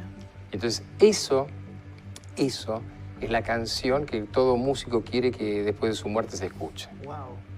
Es muy interesante lo que decís porque más allá de los asesinos en particular, a mí me ha tocado, yo estoy mucho en el mundo de YouTube, día a día veo un montón de gente en YouTube que literal tiene un canal para hacer el ridículo. Claro. Conozco un caso en particular, un chico que es adicto a las drogas, que hace transmisiones en vivo para que la gente le done plata para comprarse drogas. Y en las transmisiones él se humilla frente a cámara, pero de manera ridícula. Y yo siempre le pregunté, ¿pero por qué hace esto? Tipo, ¿no se da cuenta de que se están riendo completamente todos de él? Y porque es alguien. Y él, claro, es lo que lo convierte a él en alguien. Es su legado. Es alguien. Me acabas de abrir un panorama que nunca había contemplado. Pero por supuesto, güey, pero ese instante de existencia, ¿cuánta gente se mata? A mí me sorprende por la existencia hoy de los medios. Y cómo los medios utilizan esto en víctimas. Pero este sujeto hace algo atroz para existir. El que imita toda la historia de los seguidores de Charles Manson. A quien le guste esto, léase la historia de el antes y después y los seguidores del clan Manson. Es fenomenal, es fenomenal. Porque en realidad cantidad de gente trataba de imitar a ese gurú y no pudo. Entonces, por eso ocurre otro efecto que es el copycat, que es tratar de superar al delito anterior. Que eso es porque los delitos se van volviendo mucho más crueles y porque en Estados Unidos y en Inglaterra se trata de no dar publicidad a los delitos. Claro. Se busca hacer eso. Claro. Qué interesante, qué interesante. Creo que tenemos otro video para ver, ¿puede ser? Where's your emergency? My house. Okay, what's the emergency? I just killed my mom and my sister. You just killed your mother and your sister? How did you do that? I shot him with a .22 revolver. Are you sure they're dead? Yes. Okay, I want you to stay on the phone with me, okay? Are you all right? Yeah, I'm fine. Okay. Where is the gun? It's on the kitchen counter. Is there any reason that you were so angry at your mother and your sister? I don't know. I wasn't. It's weird. I wasn't even really angry with them. It just kind of happened. I've been kind of planning on killing for a while now. The two of them, or just anybody? Pretty much anybody. Why? I don't know. I don't really like people's kind of attitude. Right. I think they're very like, you know, emotional. I don't know, verbally. Bueno, interesante. El asesino por aburrimiento. Sí. El aburrimiento es un causal de homicidio bastante ¿El frecuente. aburrimiento? ¿La rutina, tal vez? La rutina, el aburrimiento, el salir de esa rutina, y por eso sí se da en esos pueblos americanos en que el sujeto de golpe tiene una vida medio terrible, y para salir del tedio vos escuchás la voz monocorde del chico, que claro, si uno lo trata de poner en la patología, esto se llama en esquizofrenia aplanamiento afectivo, listo. Okay. Y si no lo es, y si es simplemente un sujeto que su vida no tiene ninguna nota más alta ni más baja, por lo que hablábamos antes. Esto también se va, el sujeto el sujeto que busca algo para no solamente cobrar notoriedad frente a los demás, sino darle algo a su vida, una vida que no tiene ninguna otra, no tiene otra cosa. ¿Y eso es lo que lo lleva a confesar y llamar directamente y decir yo soy el asesino? Y claro, porque si no, no tiene ninguna... yo mato 100 personas, las entierro, nadie se entera, o tengo un fin, el famoso móvil, y que yo son 100 acaudalados y le saqué el dinero, o tenía una venganza, claro. O en realidad necesito que alguien lo sepa. Claro. Si no, no sirve de nada. Es esa necesidad de mostrarse, decir yo fui el asesino, tipo quiero... Claro, existo, soy importante, soy alguien, cuando no hay otro móvil, ¿no? Obviamente. Claro. En este caso, ¿lo estuviste planeando? Sí, hace mucho tiempo, pero en realidad te enojaste, claro. La oficial que lo recibe trata de entender alguna lógica neurótica, alguna lógica comprensible. Te enojaste, te peleaste, les pegaste un tiro. No, algo había que hacer. Faltaba que dijesen, se terminó la serie y los maté. Viste que lo cuenta un poco así. Había algo que hacer y bueno, las maté, pero yo sabía que las iba a matar en algún momento. Claro. Interesante. Bueno, Barreda no está muy lejos de eso. No, exactamente. Pega mucho con el perfil Claro. Tenemos, quiero agradecer primero a la gente por la participación. Debo decirte, Enrique, que la gente te adora. ¿Sí? Hay gente preguntando si te podés casar con ellos. O sea, están muy contentos, están todos participando. Tenemos un montón de WhatsApp. Ninguno es uno de mis hijos, ¿no? Porque Adoptame, Quique, dicen por ahí. No, pero no tengo dinero. Estoy conocido, pero no tengo dinero para adoptar. Sabe demasiado Quique, dicen por ahí. Está la gente, te digo, te adora. Quique, sos un grande. Yo estudio psicología y me quedé para escucharte nomás, dicen por ahí. Bueno, hablaremos con la producción a ver cómo son los monumentos. Señor Enrique se casa conmigo, casate conmigo, Quique, dicen por ahí. Me quiero unir al club de fan de Quique, ¿dónde firmo? Síganlo en su Instagram. Enrique de Rosa es tu Instagram, ¿no? En un brote de creatividad, Twitter e Instagram se llama Enrique de Rosa. Está muy bien. Sí, ¿no? ¿Qué es eso? No se me ocurre, es como la clave de que hace... no sé qué persona. Ahí está apareciendo, ahí lo tenemos en pantalla. @Enrique de Rosa. Síganlo, búsquenlo en Twitter, en Instagram. Ahí tenemos el link directo para los que están ahí en el chat, aparece instagram.com, @Enrique de Rosa. Síganlo ahí. Si quieren unirse al club de fans, síganlo por ahí. Nos pueden ver en Crónicas de la Tarde en el Canal 3. Ahí tenemos invadido el Instagram de Enrique. Y tenemos un montón de WhatsApp de la gente que está participando hoy muchísimo, así que podemos escuchar o leer alguno. A ver, ¿es posible que exista un violador / asesino que no haya sufrido ningún tipo de violencia durante su infancia y adolescencia? ¿Es posible que estas características se encuentren en los genes o solo se forman por el entorno en el cual se desarrolla la persona? Bueno, vimos un poquito con Ted Bundy de que él no sufrió violencia, pero sí tuvo estas barreras desde chico, ¿no? Sí, en realidad el gran tema, todo eso de la causalidad, genética, enfermedad, social y demás, responde a un modelo rápido que usamos en las charlas para Poder Judicial u otros, que es el modelo de los sabios ciegos y el elefante. Entran rápidamente, lo conocen. Lo palpan y cada uno y su visión. Sí. El gran problema es como hoy, el rugby, no es el rugby, son las drogas, es el alcohol, son los esto, lo otro. Ojalá fuese tan simple, porque suprimimos eso y qué sé yo, no, es hoy no sé quién me decía, no es el cannabis, yo digo, si es tan simple, otros no, tienen que... O sea, no hay un patrón, ¿no? Es que no hay patrón con... no sé quiénes vinieron antes, pero digamos, en realidad, digo porque en serio hay mucha gente haciendo cursos sobre esto y la gente se inscribe. Ojalá hubiese un patrón. Sería tan fácil porque se podría prevenir incluso, ¿no? Si hubiera un realidad, patrón. el tema es que estamos armando los patrones más ligados a lo que pasa en la enfermedad. ¿Qué pasa en salud pública cuando vos tenés una infección? El virus, el virus en China. Empiezas a buscar qué factores comunes se repiten, pero de una manera en la cual no te pones ideas a priorísticas. Es decir, no decís, la gente, ¿qué hace tal cosa? Empiezas a tomar... Y ese modelo es el que estamos tratando de aplicar en el mundo. Yo estoy tratando de usarlo acá en violencia, pero en los diferentes tipos de violencia. Y ahí es donde, por ejemplo, entra el tema maltrato animal. El tema maltrato animal sí tiene una correlación estadística del 70% para el FBI. Altísima. Altísima. Hay un caso Chocolate, los que les gusten los animales van a acordarse el caso del perrito despellejado. Sí. ¿A qué se dedicaba el que lo despelleja? No recuerdo. Peluquero. La pena no era lo suficiente y vos fíjate qué sociedad loca estábamos. Al día siguiente el sujeto estaba atrás de la cabeza de alguien cortándole el pelo. Terrible, con una tijera, una con una navaja, tijera y sea. previamente había despellejado a un perro. De tan cruel que se presta la risa, pero es terrible. Entonces cuando no empezamos a ver ciertos patrones, se nos escapa la tortuga, ¿no? Como decía el sabio Maradona. Claro, sí, exacto. Tenemos una pregunta más por WhatsApp, a ver. Dice, hola, buenas noches. Quería contarles algo que me dijo mi sobrino cuando cursaba psicología en el CBC de la UBA. El profesor les contó que hacía test a las personas que hacían curso de manejo. Él contaba una situación donde a un chico de 17 años aproximadamente le pidió que dibuje un hombre con un paraguas en un día lluvioso. El chico dibujó un hombre con cara mala y con un paraguas cerrado que llegaba a parecerse como a una espada. No sé qué otros puntos del dibujo contó, pero la conclusión a la que llegó era que el chico era un sociópata en progreso. Terminó bochándolo porque era un peligro al volante y habló con la madre de este chico para advertirle. ¡Wow! Bueno, esas son las barbaridades de la psicología y de la psicología. Ese es el HTP, es el árbol casa-persona y persona bajo la lluvia. Eso se llama persona bajo la lluvia. Yo para avisarles a tu concurrencia que pueden pedir en tus fascículos cómo pasarlo bien. El paraguas debe estar abierto, debe protegerte de la lluvia, no tiene que ser muy grande. La lluvia de preferencia no debe ser ni vertical ni demasiado oblicua.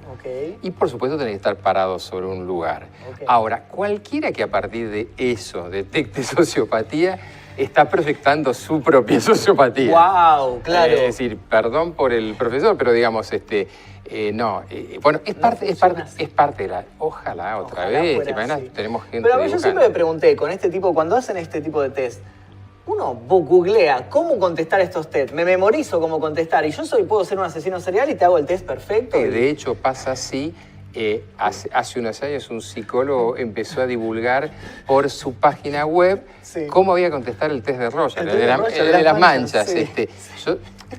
Yo ya venía medio fallado de entrada. En la primaria hice un programa con un colegio, teníamos gabinete psicopedagógico, sabiendo cómo funcionaba, hice todo mal, la familia la hice toda dispersa. Sí, pero lo mejor del caso es que convencí a mis compañeros que lo hicieran todos mal. Era un curso de psicópatas. Éramos un curso de psicópatas y en realidad el punto era, es decir, se puede...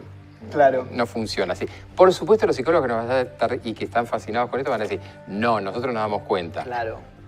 No way. ¿Te puedo preguntar, sobre tu especialidad en sí? Porque en eso, perdón, porque no me lo especificaron. No, pero no pasa por eso. No te hacía la broma, porque, ¿sabes por qué? Porque dijo, vos vas a ver a fulano, me dice mi hija, y me dijo, sí, mira, vos ya que te estás dedicando al caso del Pepo, vendría a ser para la gente de la cumbia, es el Pepo de no sé qué haces si de YouTube. De rap, también hago rap, hago muchas cosas, por ahí me conoce por ese campo. Por eso. Ahora últimamente lo tengo un poco, ese Sí, medio lo tengo un poco ¿no? dejado de lado. Me centré más en YouTube, asesinos, eso, que es algo que siempre me fascinó de toda la vida. A mí me gusta mucho la ficción en sí, de terror y demás. Entonces encontré una beta en YouTube de que nadie estaba contando casos. Aparte, este método de comunicación es fascinante, veo, por la gente, porque esta interactividad te quita la cosa así.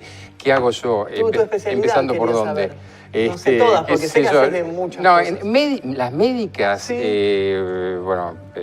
En Argentina fui neurólogo, psiquiatra, sexólogo, médico legista, psicoterapeuta y especialista en ciencias cognitivas. Entiendo. Y bueno, básicamente después estuve viviendo y trabajando como jefe de residentes en Francia, en París, en Oxford y en Holanda, en Maastricht. Increíble. Y bueno, la universidad y demás. Y lo que hago básicamente hoy me interesan los comportamientos, sería una especie más o menos lo mismo. Debo ser un youtuber porque me interesan los comportamientos humanos. Siempre me interesa. De chico no sabía si iba a ser como Albert Schweitzer por tocar el órgano y ser un monje. Me interesaba siempre el comportamiento humano. Terminó siendo psiquiatra, pero lo primero que quería hacer era Frankenstein, así que... Claro, un qué poquito sé yo, de ¿viste? todo, ¿no? Empezás Un a poquito. buscar, Es que uno siempre es así, yo también hago un poquito de cada Y por eso cuando cosa, me dicen, qué sé yo. ¿cuántos títulos? Digo, y no los digas porque a esta edad queda muy mal. Con que digan Enrique ya alcanza. ¿Y siempre seguís preparando cosas nuevas? O Sí. siempre uno A ver, termina? creo que uno tiene que estar mutando constantemente, por eso celebro que vos estés encontrando en esto una nueva vida y seguramente si te veo dentro de 5 años me vas a estar diciendo, no, mira, ahora lo que pasa la onda está acá. Es que yo creo que yo hace 10 años que estoy en YouTube y siempre me mantuve en 10 años. ¿Y hoy qué viene después? ¿Qué es por dónde te parece que viene todo ¿Por esto? dónde me parece? Bueno, en YouTube muchas, o sea, también este tipo de casos que estoy haciendo, la gente está prestando mucha atención en YouTube. Videos largos de 15 minutos contando casos criminales, desapariciones, misterios, está muy, muy en boga, está muy de moda. ¿Sabes por qué te pregunto? Porque casualmente, ¿quiénes son los que están siempre a la vanguardia de la mutación? Los criminales. Los criminales son los que están, siempre están por delante de todo. Entonces, ver para dónde, uno tiene que estar pensando para dónde va. ¿En qué estoy yo trabajando hoy? Estoy fascinado con ese fenómeno del transhumanismo y la inteligencia artificial. ¿Por qué? Porque en realidad estamos muy preocupados por perfiles criminales y los perfiles criminales ya son los bots. Hoy un bot seduce para el grooming, ya viejo. Hoy tenés un bot que te hace grooming. ¿En serio? Claro. No sabía eso. La gente sabe. preparado para chatear. Sí, grooming es Sí, chatear con pero menores. sabes lo que es un bot. Digamos, es un robot muy bien preparado que no puedas distinguir que es una persona que te está contestando. ¿Por qué? Porque las redes, los anillos de pedófilos han entendido que justamente los bots son no identificables, pero son sobre todo no punibles. Terrible. Entonces, el delito siempre va por el... Y la otra es el tema del transhumanismo, en el cual, bueno, a cualquiera que le interese es muy interesante porque todo viene por ahí mucho más rápido. Y la inteligencia artificial ya está con nosotros, Google es eso. Sí, y yo he visto, bueno, a mí me gusta, yo sigo mucho en redes a la robot esta Sofía, la robot esta que habla, interactúa, a mí me fascina. Sí, por momentos es peligrosa lo que dice. Me dice que es un horror, o sea, no la puede mirar, me dice, esto es terrible, este es el fin de los humanos, me dice. Es que ya lo va a hacer, decirle a tu novia que lea a Yusuf Harari. Yusuf Harari es un historiador, búsquenlo, es un historiador que está hace tiempo repitiendo sobre el tema del transhumanismo. La tesis de él es mucho más dramática, es o nos adaptamos o vamos a desaparecer. Yo lo que creo es que justamente tenemos que estar un poco más despiertos porque sí es cierto que hay las tecnologías de reconocimiento facial en China que decíamos antes, pero en economía la tecnología blockchain, que la gente tiene asociada solamente a la economía, en realidad es una forma de transmisión de datos y es aplicable al delito, es aplicable a cantidad de cosas. O empezamos a pensar que ya no es el perfilado criminal, y mucho menos las orejas, por así decirlo, o nos van a llevar puestos. Yo ya conozco gente que tiene inserto un chip no de localización, sino para todos. Y lo están vendiendo en el mundo como sabíamos que iban a venderlo, como algo muy favorable. Bueno, es muy favorable, pero también sos identificable, sos traceable, sos todos saben dónde estás, saben qué compras, a cualquiera haga la prueba, hable al lado del teléfono y va a encontrar que en el buscador aparece... Sí, eso yo lo he tocado en mi canal, es terrible. Cuando me empecé a dar cuenta de eso, de cualquier tema, cualquier producto que haga. Y los primeros que hacen eso son los criminales. Wow. Hay un libro muy interesante de Goodman que se llama Future Crimes, Crímenes del Futuro. Es muy interesante porque lo que dice es, todo lo que usted sabe hasta ahora no sirve. Empiezan a pensar cuáles son los delitos que van a venir. Este libro ya es viejo. Wow, claro. El libro es de 2015. Claro. Y el autor ya es viejo. Hace 5 años. Interesante. Tenemos un mensaje para leer en WhatsApp para Enrique. A ver. Buenas noches, Magnus y Doctor. ¿Por qué cree que a la gente le fascinan las historias de asesinos? Saludos. Interesante. Claro, bueno, pero se anima. ¿Puedo contestarlos? Sí, porque hacen lo que nosotros quisiéramos hacer. Se animan a hacer lo que nosotros queremos hacer, pero no lo hacemos. En realidad, la fascinación por los delincuentes es que en realidad... Tu programa se llama La Zona Oscura, ¿no? El espacio, bueno, adoptan la zona oscura, entran a la zona oscura, que en psicología se llama la sombra, a la cual nosotros apenas nos asomamos. En realidad, nosotros por eso nos fascinan tanto los precipicios, los balcones, todo eso. Nosotros estamos constantemente tratando de mirar ahí, pero nunca nos tiramos. El asesino se tira. El asesino habita esa zona. Claro. Y por eso nos atrapa tanto. Por eso las historias de Pablo Escobar tuvieron tanto éxito. Por eso Popeye, pero no Popeye el de los dibujitos, sino Popeye, el asesino de Pablo Escobar, se transformó en un personaje. El sicario más importante. Sí, tiene redes. Yo he visto las redes, tiene un canal de YouTube. ¿Ah, sí? Encima tiene un canal de YouTube, sí, es un mediático. Es como un, es un mediático de las redes. Yo lo he visto incluso, hay un documental en Netflix que se llama Dark Tourist, o Turista Oscuro, que es un tipo que va viajando a lugares turbios del mundo, ¿no? Y uno de esos lugares viaja a conocerlo a Cali, a conocerlo a este sicario. Y es muy interesante la charla que tienen. Yo di una conferencia para Colombia hace muchísimos años, cuando todavía no sabía el fenómeno de la Virgen de los sicarios. Sí. Y era eso, eran los chicos que los obligaban a anestesiarse matando a alguien totalmente inocente. Wow. Y pasar eso, respuesta a la pregunta que hicieron recién, te hace entrar a un terreno del cual no volvés. Claro. Por eso el gran tema en nuestra sociedad actual es que se está violando el imperativo de todas las religiones y filosofías, el no matarás. Claro. Eso es lo grave. Estamos viendo ahí imágenes de la serie. Bueno, Pablo Escobar, dijiste también hace un rato, un gran psicópata, ¿no? Un perverso. Pablo Escobar se juntaba con Ricardo Granete hace unos años, él hizo, yo participé, yo participé, un programa en el que mostraba cómo él tenía en una sala a sus hijas, todas vestidas de encaje y demás, y en otra hacía buscar, entre otros a Popeye, a chicas de 12, 13 años, a las cuales hacía violar para que las viera él y después las violaba él y después volvía con sus hijas. La idea del narco, pero básicamente era un sujeto, era un asesino, hablando de los seriales, un asesino múltiple y serial. Y serial, cumple todos, digamos, todos los requisitos. Sí, porque otra vez, cuando no tenés límites, el límite, desesperadamente, ahí era el tema de Craven, desesperadamente buscas un límite, porque tu vida se vuelve aburrida. Claro, entiendo. Y lo que es interesante en este caso en particular, bueno, de otros, es que él es es muy venerado. Sí, claro. Muchos... y bueno, en el fenómeno, para los que sean medianamente viejos, los equipos de fútbol que sostenía Pablo Escobar Gaviria. Hoy yo estuve el año pasado, en Colombia para ver el tema de la violencia, porque Colombia es un fenómeno, algo fenomenal en dos áreas. En el tema de los cruces culturales por las diferentes etnias, pero aparte sobre la violencia.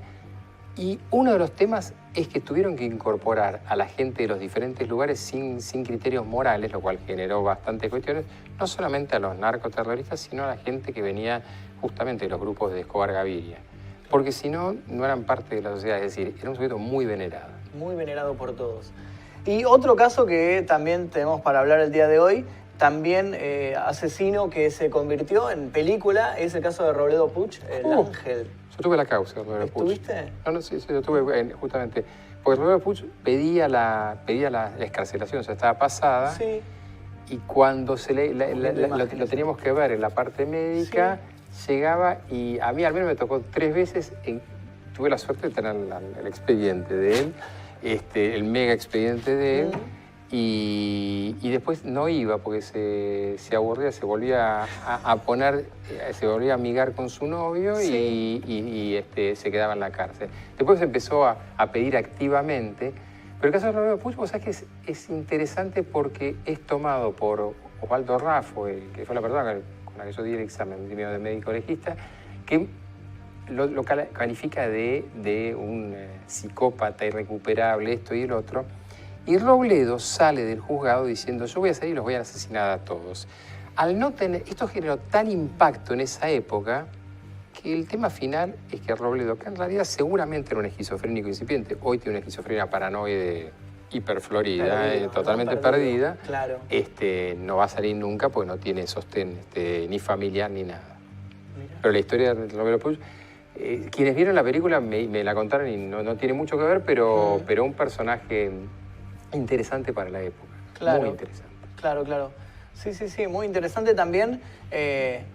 Comparte en común con Ted Bundy el tema de que era también, o sea, tenía aspecto seductor y demás, o sea, también por eso se gana el apodo del ángel, ¿no? Claro, lindo. Y la gente proyecta sobre él. Yo me acuerdo, una vez alguien me dice, no, y hablaba alemán y tocaba el piano, y empiezan a agregarle cosas y hacíamos simultáneas de ajedrez. No, el único tema es que lamentablemente, como la gente, el asesino tenía que ser el morochito de tal cosa, él no lo era. Y encima esto pasa en una zona en Florida, entre Florida y Vicente López, y todo ocurre en la zona por ahí. Entonces, en realidad, en esa zona no se cometían crímenes. El mismo tema que los puchos. En realidad, supuestamente, ¿por qué muchos de estos sujetos no son encontrados y demás? Porque la sociedad espera que otra vez las cosas vengan de un lugar predeterminado. Claro. ¿Eso se debe tal vez a prejuicios de la gente? ¿A qué se debe? Sí, hay un tema que se llama sesgo cognitivo. Los sesgos cognitivos son lo que vos esperás ver. Y en realidad, si eso que no esperás no aparece, no lo ves. Otra vez, yendo a tu tema de YouTube, hay un tema de un animal caminando al lado del ascensor. Mírenlo, por favor, van a ver que no lo ven al principio. ¿Ah, sí? No lo ves. O sea, no lo ves. O sea, psicológicamente no lo ves. Si y después cuando te lo señalan, lo ves. Wow. Hay una teoría, pero es una teoría de los antropólogos que parte de la gran matanza de los españoles cuando llegan los conquistadores era que los españoles venían con unos mastines muy impresionantes, pero acá, en teoría, no había perros de ese tamaño o no había perros. Y la sorpresa fue que los indígenas no entendían qué era lo que los atacaba. Cuando vos no entendés algo, cuando vos no entendés de dónde viene, ese es el terror. El terror es lo innominado, lo que viene de la oscuridad otra vez. Por eso tenemos miedo a la oscuridad, al raro, a lo que viene. O el malo es el tatuado. ¿Por qué se tatúan tanto en la cárcel? Para parecer más malos en realidad.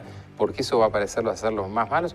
O el jaca, el cosa es eso. Esa cosa de la rareza, la animalidad, la bestialidad, lo que no se conoce es lo que nos inspira temor. Pero eso lo tenemos bien fijos en nuestro cableado neuronal. Aprendimos a que lo diferente era lo peligroso. Claro. Y entonces, bueno, en un principio fue supervivencia, hoy es prejuicio. Y es muy interesante lo que decís vos del que el terror es lo que no vemos, tal vez, porque se utiliza mucho, estamos hablando de ficciones, el recurso de a veces no mostrar en películas de terror tal vez al asesino o mostrar su punto de vista y nada más. Claro. Y eso tal vez aterroriza más a la gente. Este recurso se usó, por ejemplo, en películas como Tiburón, que como era tan malo el muñeco que habían creado del tiburón, decidieron filmar todo como si fuera la vista del tiburón y la gente imaginaba cómo era ese tiburón. O otra película, por ejemplo, El bebé de Rosemary, que nunca muestran al bebé que ella tiene. Y el terror era que la gente tenía que imaginarse cómo era ese bebé hijo del diablo que ella había tenido. O la serie de esas películas que hubo, que yo no sé cómo era, que era la cámara enfocada que se movía, que no veías, que veías siempre un plano. Ah, sí, Actividad Paranormal, la que era la cámara de seguridad. Esa una, pero la otra, la que estaban filmando como si fuese como una vieja cámara de Super 8, pero que vos veías solamente un plano muy corto. Ajá. Y vos escuchabas gritos y supuestamente todo pasaba por fuera de ese plano. La película la aguantabas 10 minutos nada más, pero en general generaba un grado de tensión muy fuerte que es lo desconocido. Te desespera el no saber. Te desespera el no saber qué es. Bueno, muy interesante este dato, no lo tenía. Tenemos un WhatsApp por ahí, tenemos una consulta. Hablaron de muchas pelis, pero no vieron El coleccionista de huesos. Es muy buena esa película. Claro. Sí, Denzel Washington, si no me equivoco, actúa. Sí. Bueno, ahí ya toca el tema del asesino que se queda con algo de la víctima, ¿no? Porque no todos hacen eso. Algunos descartan y algunos guardan un recuerdo. Bueno, eso es lo que vuelve interesante la criminología, porque en realidad es para que... cercanamente tenemos el caso de Leandro Acosta, el parricida de Pilar, que es con Karen, su hermanastra novia, causa en la que estuve como perito. En realidad, si bien dicen que no, la primera abogada, Mónica Chiribil, sí hablaba de canibalismo. Y en realidad parte de la sospecha de canibalismo era guardarse parte del cuerpo de la madrastra. Wow. Esta cuestión de guardar completa, antiguamente justamente es la misma historia de comerse, es la idea del canibalismo, es incorporar parte del otro y por ende poseerlo. Claro. Poseer algo tiene que ver con justamente dominarlo. Tiene que ver con esa demostración de poder. De poder, es mío, yo lo incorporé. Claro. Entonces a eso se refiere cuando hay un asesino que se queda con algo. Sí, o lo que comentaste antes, los pedazos de piel. De piel, que creaba objetos con... Sí, el nazismo no lo hacía porque sí, no necesitaba billeteras de eso porque sí. Es cierto. Es impartir el terror e instalar la idea de somos quienes han dominado a estos. Claro. Estos otros, los conquistadores. Los conquistadores. Claro. Muy y los transformamos en cosas. Claro. No solamente los cosificamos, sino que de hecho es una cosa. Literal es una cosa. Un jabón, claro. La calavera donde los vikingos tomaban el vino de Calvados, era ni más ni menos que era el cráneo de los enemigos. Y sobre eso bebían la hidromiel. La hidromiel que es un aguardiente de miel fermentada. Sí, interesante, muy bueno. ¿Tenemos algún WhatsApp más? ¿Tenemos alguna coleccionista de huesos? Dicen por ahí. Maniac con Frodo. Bueno, la gente está nombrando ficciones basadas en asesinos hay infinidad. Realmente, si nos ponemos a hablar de eso. O después tenemos la figura, por ejemplo, en películas como Dragón Rojo, donde Hannibal Lecter ayuda al FBI. Que esto se utilizó, que si no me equivoco, con Ted Bundy. Claro. Se empezó a implementar con él, ¿no? Claro. Bueno, en realidad... Perdón, ahí tenemos. ¿Cómo sería la mentalidad o psycho de Joaquín Chapo Guzmán? El Chapo Guzmán. El Chapo Guzmán. En realidad, todos esos personajes... En realidad, la personalidad de los narcos y demás es suponer que, si bien predomina una cuestión económica, básicamente predomina la cuestión de poder. Es decir, nosotros tenemos que pensar en el delito como algo que tiene un fin, ligado a fines cortos, y muchos de ellos es sexo, poder o dinero, o las tres cosas. Esas son las motivaciones. Esas son las motivaciones centrales. Claro. Y en realidad... En estos sujetos, en el narco, concretamente, no tengo estudios psicológicos sobre el Chapo Guzmán. Ahora sí conozco la historia. En realidad lo que uno ve que no era un sujeto no era un empresario del delito, que sí lo existe, que sí han existido. Okay. Luciano era uno de ellos. Pero en realidad estos sujetos quieren aparte sembrar el terror como forma también de venta de su producto, ¿no? Claro. Estamos viendo ahí imágenes ahí de las ficciones del Chapo. A mí lo que me llamó siempre la atención con este tema de narcos es los videos de los narcos asesinando gente que lo filman y lo suben a las redes como un mensaje, ¿no? Sí, claro. Digo, o sea, no son videos en los cuales van y le pegan un tiro a alguien, son videos en los que de manera terrible mutilan a una persona con una motosierra o cosas así. Digo, ¿qué necesidad de hacerlo tan sanguinario, tan explícito la muerte? Digo, si el mensaje es matamos a los enemigos, le pueden pegar un tiro y listo, digamos. O sea, ¿por qué tienen que hacerlo tan gráfica la muerte? Por eso sería práctico. ¿Cuál es el fin del homicidio en esas cuestiones? Es enviar un mensaje. Las modalidades de homicidio, por eso hablaba antes de los homicidios por arma blanca y demás. Las modalidades de homicidio tienen que ver con qué es lo que vos estás diciendo. ¿Por qué grupos islámicos se dedican a poner unos sujetos arrodillados y los degüellan de cierta manera y demás? El mensaje claro es de terror. La idea es instalar el terror, y entonces cuanto más cruenta sea esta cuestión, y eso es lo que yo decía, que es peligroso ese punto, porque el otro trata de superar al anterior, más poder tengo. Entonces no es el sacarse de encima a un sujeto. De hecho lo reproduce las series. Tratan de prolongar la idea de la muerte, porque la muerte, en definitiva, nuestra fragilidad es tan grande como seres humanos que es muy fácil matarnos. Claro. Entonces el punto no es matarnos, el punto es demostrar el sufrimiento, demostrar el terror.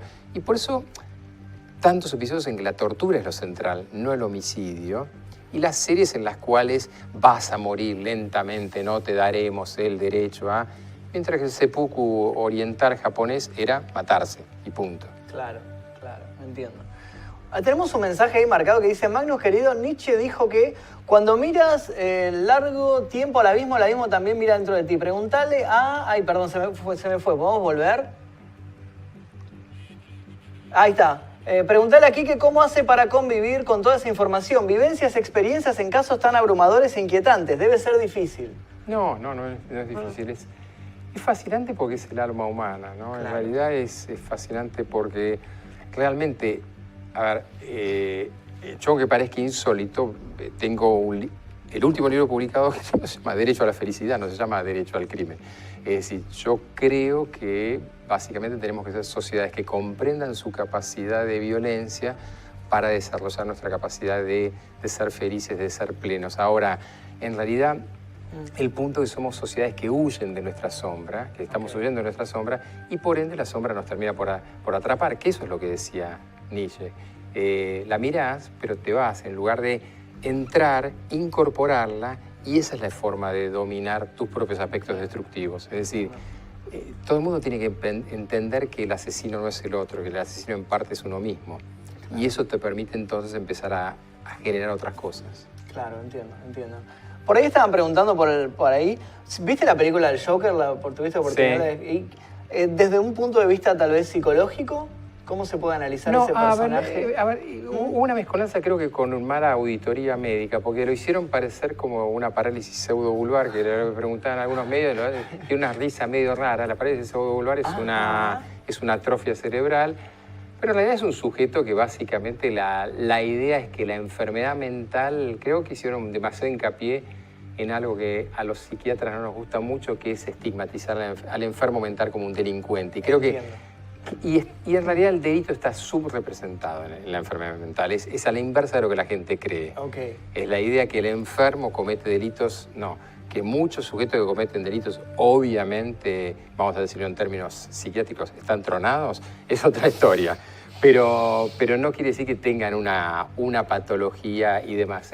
A mí me gustó mucho más la versión de Heath Ledger. Sí, la Heath Ledger. Me gustó mucho más. Ese era más formato más criminal, ¿no? Más mafioso, era más otra cosa. Claro, era un sujeto. El sujeto sí no tenía al crimen. no tenía ningún límite. No tenía entre ellos quemar el dinero. Eso, esa escena es terrible. Consigue la montaña de dinero y le prende fuego, no le importaba. No era claro. su o fin. hace pelearse a dos. Tengo lugar para dos personas, una persona. Una persona los hace pelear. Los hace pelear. Bueno, eso es claramente lo que haría un criminal. Eso es muy Pablo Escobar, ¿no? Claro. Eso de observar cómo se matan dos tipos que no esperan que los van a poner a matar. Wow.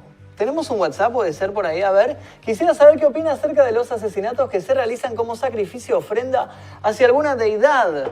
Bueno, interesante ese tema. Hace poquito estuvimos tocando acá el tema del famoso caso de las hermanas satánicas de Saavedra que habían matado al padre. Hicimos un programa especial sobre este caso, en particular. Bueno, que tenía un poco de canibalismo, tenía un poco de incesto, tenía un montón de factores. Sí, una de las hermanas en realidad tenía lo típico en esas cuestiones. Una de las hermanas toca justamente a la fiscalía de ahí de Saavedra, que ahora es la de campaña. Pero digamos, una de las hermanas dominaba a la otra. Esto suele pasar en las modalidades criminales. Que si bien actúan... Bueno, pasa en el caso de Leandro Acosta y Karen, en los partidos de Pilar.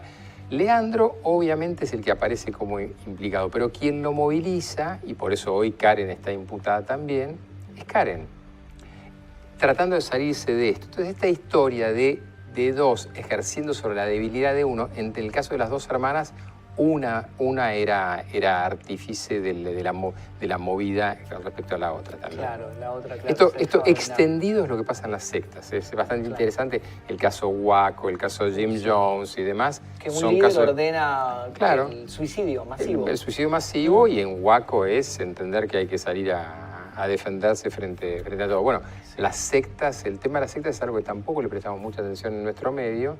Y realmente pasan a mínima, no habrá tantos homicidios, pero sí hay mucha captación de voluntad. Muchísima, claro. Creo que tenemos una pregunta más por WhatsApp, puede ser, a ver. Buenas noches, ¿podrían preguntarle a Quique? Me encanta que te dicen Quique, ya tomaron confianza enseguida. Sí, ¿Cuál fue el caso en el que trabajó que le causó mayor impresión? ¿Tenés algún caso que te haya marcado en particular? O... Que me hayan insultado más es el caso de Fernando Farley, porque fui el perito y todo el mundo decía que yo lo estaba defendiendo.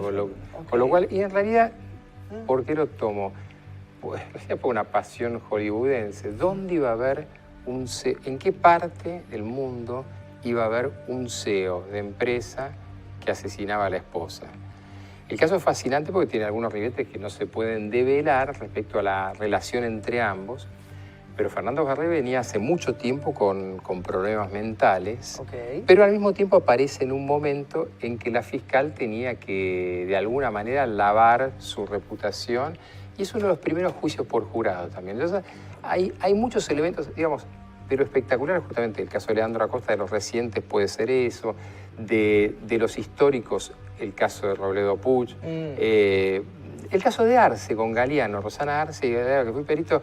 Arce era el hombre que viene de Estados Unidos y guarda y se mete por ahí y en Capilla del Señor o algo, es una campana me parece, por ahí.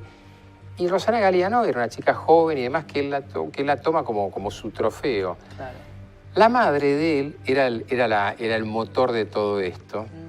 Y la madre, busquen otra vez también por YouTube, la madre viene y dice que no puede hablar en la sede pericial y que dice que no puede hablar en castellano, no entiende. Y yo le digo, fantástico, porque mi lengua materna es el inglés, cosa que es cierta. Y le digo, con lo cual estoy cansado y empiezo a hablar. Y me dice ella en perfectísimo castellano, no entendió, no voy a decir absolutamente nada. Ahora, la cuestión es que Arce claro, cae en la Argentina porque era informante del FBI.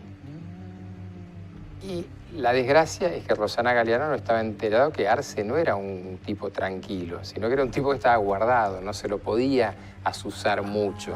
Claro, algo similar, Fernando Farley tenía unas cuestiones, pero Fernando Farley estaba en tratamiento psiquiátrico, pero nadie percibió que era una bomba de tiempo. Estaba por estallar. Estaba por estallar. Claro. ¿Qué otro caso hay en el mundo así de asesinatos a ese nivel? Y una película, el caso del asesinato de Von Bülow, que trabaja Jeremy Irons y Glenn Close. Pero si no hay casos de ese tipo. Entonces esos casos son los que yo recuerdo así interesantes. Que te hayan marcado. Bueno, y de los últimos, el caso de Russo. Es muy impresionante ver como un pediatra del hospital más importante de la Argentina, no es un homicidio, pero tenía una colección de no sé cuántos terabytes de pornografía, usando, buenísimo el lugar, porque la gente entendía, yo tuve que explicarles qué eran los peer-to-peer, le digo, ¿cómo usan actualmente? En esa época era el Emule o el e-Donkey. Datos, claro, sí. Bueno, por esa vía. Por esa vía. Y yo digo, bueno, hoy no, las vías son otras, claro, pero este hombre había empezado por esa vía y era muy, muy impresionante porque los testigos que se llaman de concepto, es decir, la gente que dice que Josecito es bueno, al día siguiente cantidad de médicos salieron a decir, pero no, mire, publica en las revistas científicas. ¿Qué tiene que ver? Sí, ¿no? Claro, claro. Pero era eso. Como si eso fuera un aliciente, digamos. Entonces el delito en realidad te ilustra mucho la sociedad en la que habita ese personaje, ¿no? El caso de Leandro Acosta y Karen, había dos hermanastros, que supuestamente, ese era un argumento de Leandro, un tipo joven con un cáncer de colon y colostomía, por lo cual no pudo nunca haber cargado los cadáveres, claro, por lo cual la duda si no hubo otras personas, al día de hoy no lo sabemos. Wow. Entonces, todo eso es esa historia de la criminología que lo hace interesante. Fascinante. Y si hablamos de casos actuales de Argentina, tenemos el caso de Nair Galarza. ¿Te tocó este caso? ¿Tuviste No, la tengo como ver? seguidora de Instagram, pero creo, ¿Te o alguien. sigue en Instagram? Sí, o un Wow. No, bueno, ¿sabes qué lo uso para charlas para jueces cuando le digo, miren, porque hay que cambiar el paradigma de la justicia? Sí. ¿Alguno de ustedes tuvo alguna vez un representante artístico dentro de una causa? Es único. Bueno, te ilustra lo que es hoy el delito. Okay. La causa pasó a ser una causa manejada en algún punto por un representante artístico. Entonces, eso ilustra un poco cómo el crimen va mutando.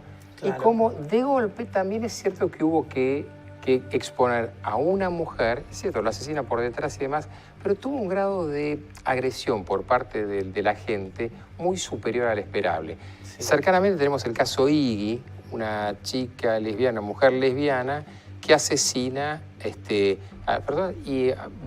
posiblemente va a ser, no sé si no tiene pena o cómo es el asunto, pero bueno, en todo caso no ha tenido el mismo cauce. Nair está presa hasta los 50 y pico de años. Terrible, terrible. ¿Y pensás que durante toda su vida va a tener la exposición que tiene ahora? Por ejemplo, casos como Charles Manson siguió teniendo exposición durante toda su vida, desde que lo encerraron hasta que murió, hasta los 80 y pico de años tenía cuando murió. ¿Pensás que en Nair puede llegar a suceder esto? El tema es como que se arme después. En realidad, Charles Manson lo que pasa es que armó un culto por detrás de él. Claro. Acá viene el síndrome de Barreda. Hay que ver qué hace la gente con ese hito. Claro, entiendo. Y qué adjudicación le va dando, ¿no? Claro.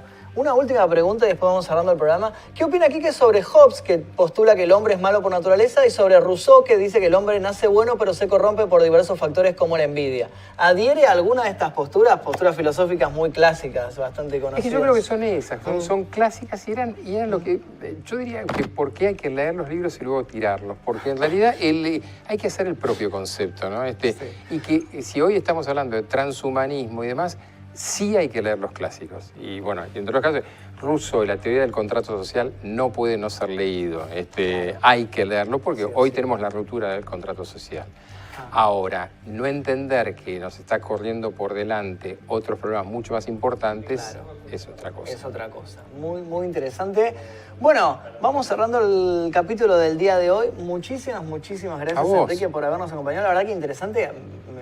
Abrió la cabeza, la verdad, de una manera... ¿En serio? Sí, me contaste un montón de cosas que sinceramente nunca había pensado. Lo de la necesidad de exponerse, lo de la necesidad de trascender de lo que sea, como aferrarse a algo para trascender. La verdad que en ese concepto nunca lo había pensado. En realidad son todos como chiches, son todos mentiras, pero en realidad... La verdad que a mí me fascinó y la gente, te digo, ¿cuándo lo traen de nuevo aquí? Que ya la gente está preguntando cuándo vuelve. No sé cómo puedo seguir mi vida sin Quique. Enrique se casa conmigo. Gracias, Quique. Volvé, por favor. Pero no alcanzo a verlo.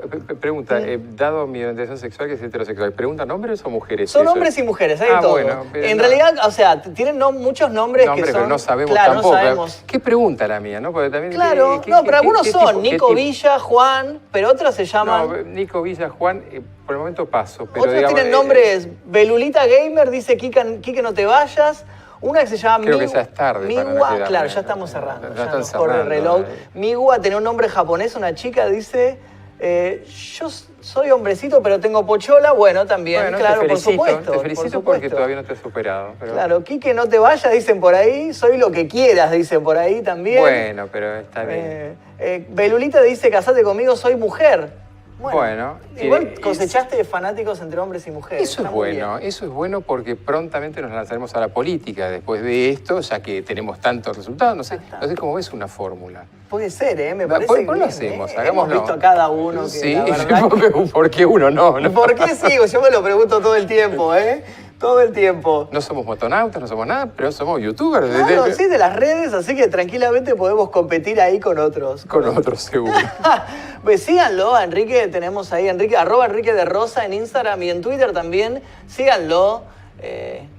Enrique, pareces de 30, ¿cuál es el secreto de la juventud? Bueno, mira, yo veo que vos tenés canas y yo si bien tengo canas también, yo igual tengo canas. ¿Pero son reales? O... Algunas son reales y estoy como en realidad estoy haciendo esto para ir como, viste, la transición a mi edad la gente se pega con un coso que le llamaban antiguamente carmela, una cosa de empetrolada espantosa. No, esto es así.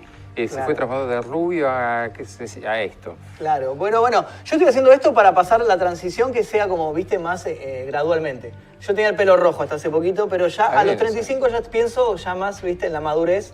Entonces, cuando tenga más canas nadie se va a dar cuenta si son reales. Yo todavía no maduré con 61, así que no. Muchísimas gracias, Enrique, por haberme acompañado el día de hoy. La verdad que me fascinó todo lo que nos viniste a contar. Aprendimos muchísimo. Y bueno, esto es todo por el día de hoy. Mi nombre es Magnus Mephisto. Me despido aquí en la zona oscura. Estuvimos tocando hoy el fascinante tema de los asesinos en serie. Nos estuvo acompañando Enrique de Rosa. Síganlo en las redes. Les repito, @Enrique de Rosa en Instagram y en Twitter. Pueden hacerle preguntas ahí. Después si les contesta eso ya es cuestión de él. Ahí ya no manejo.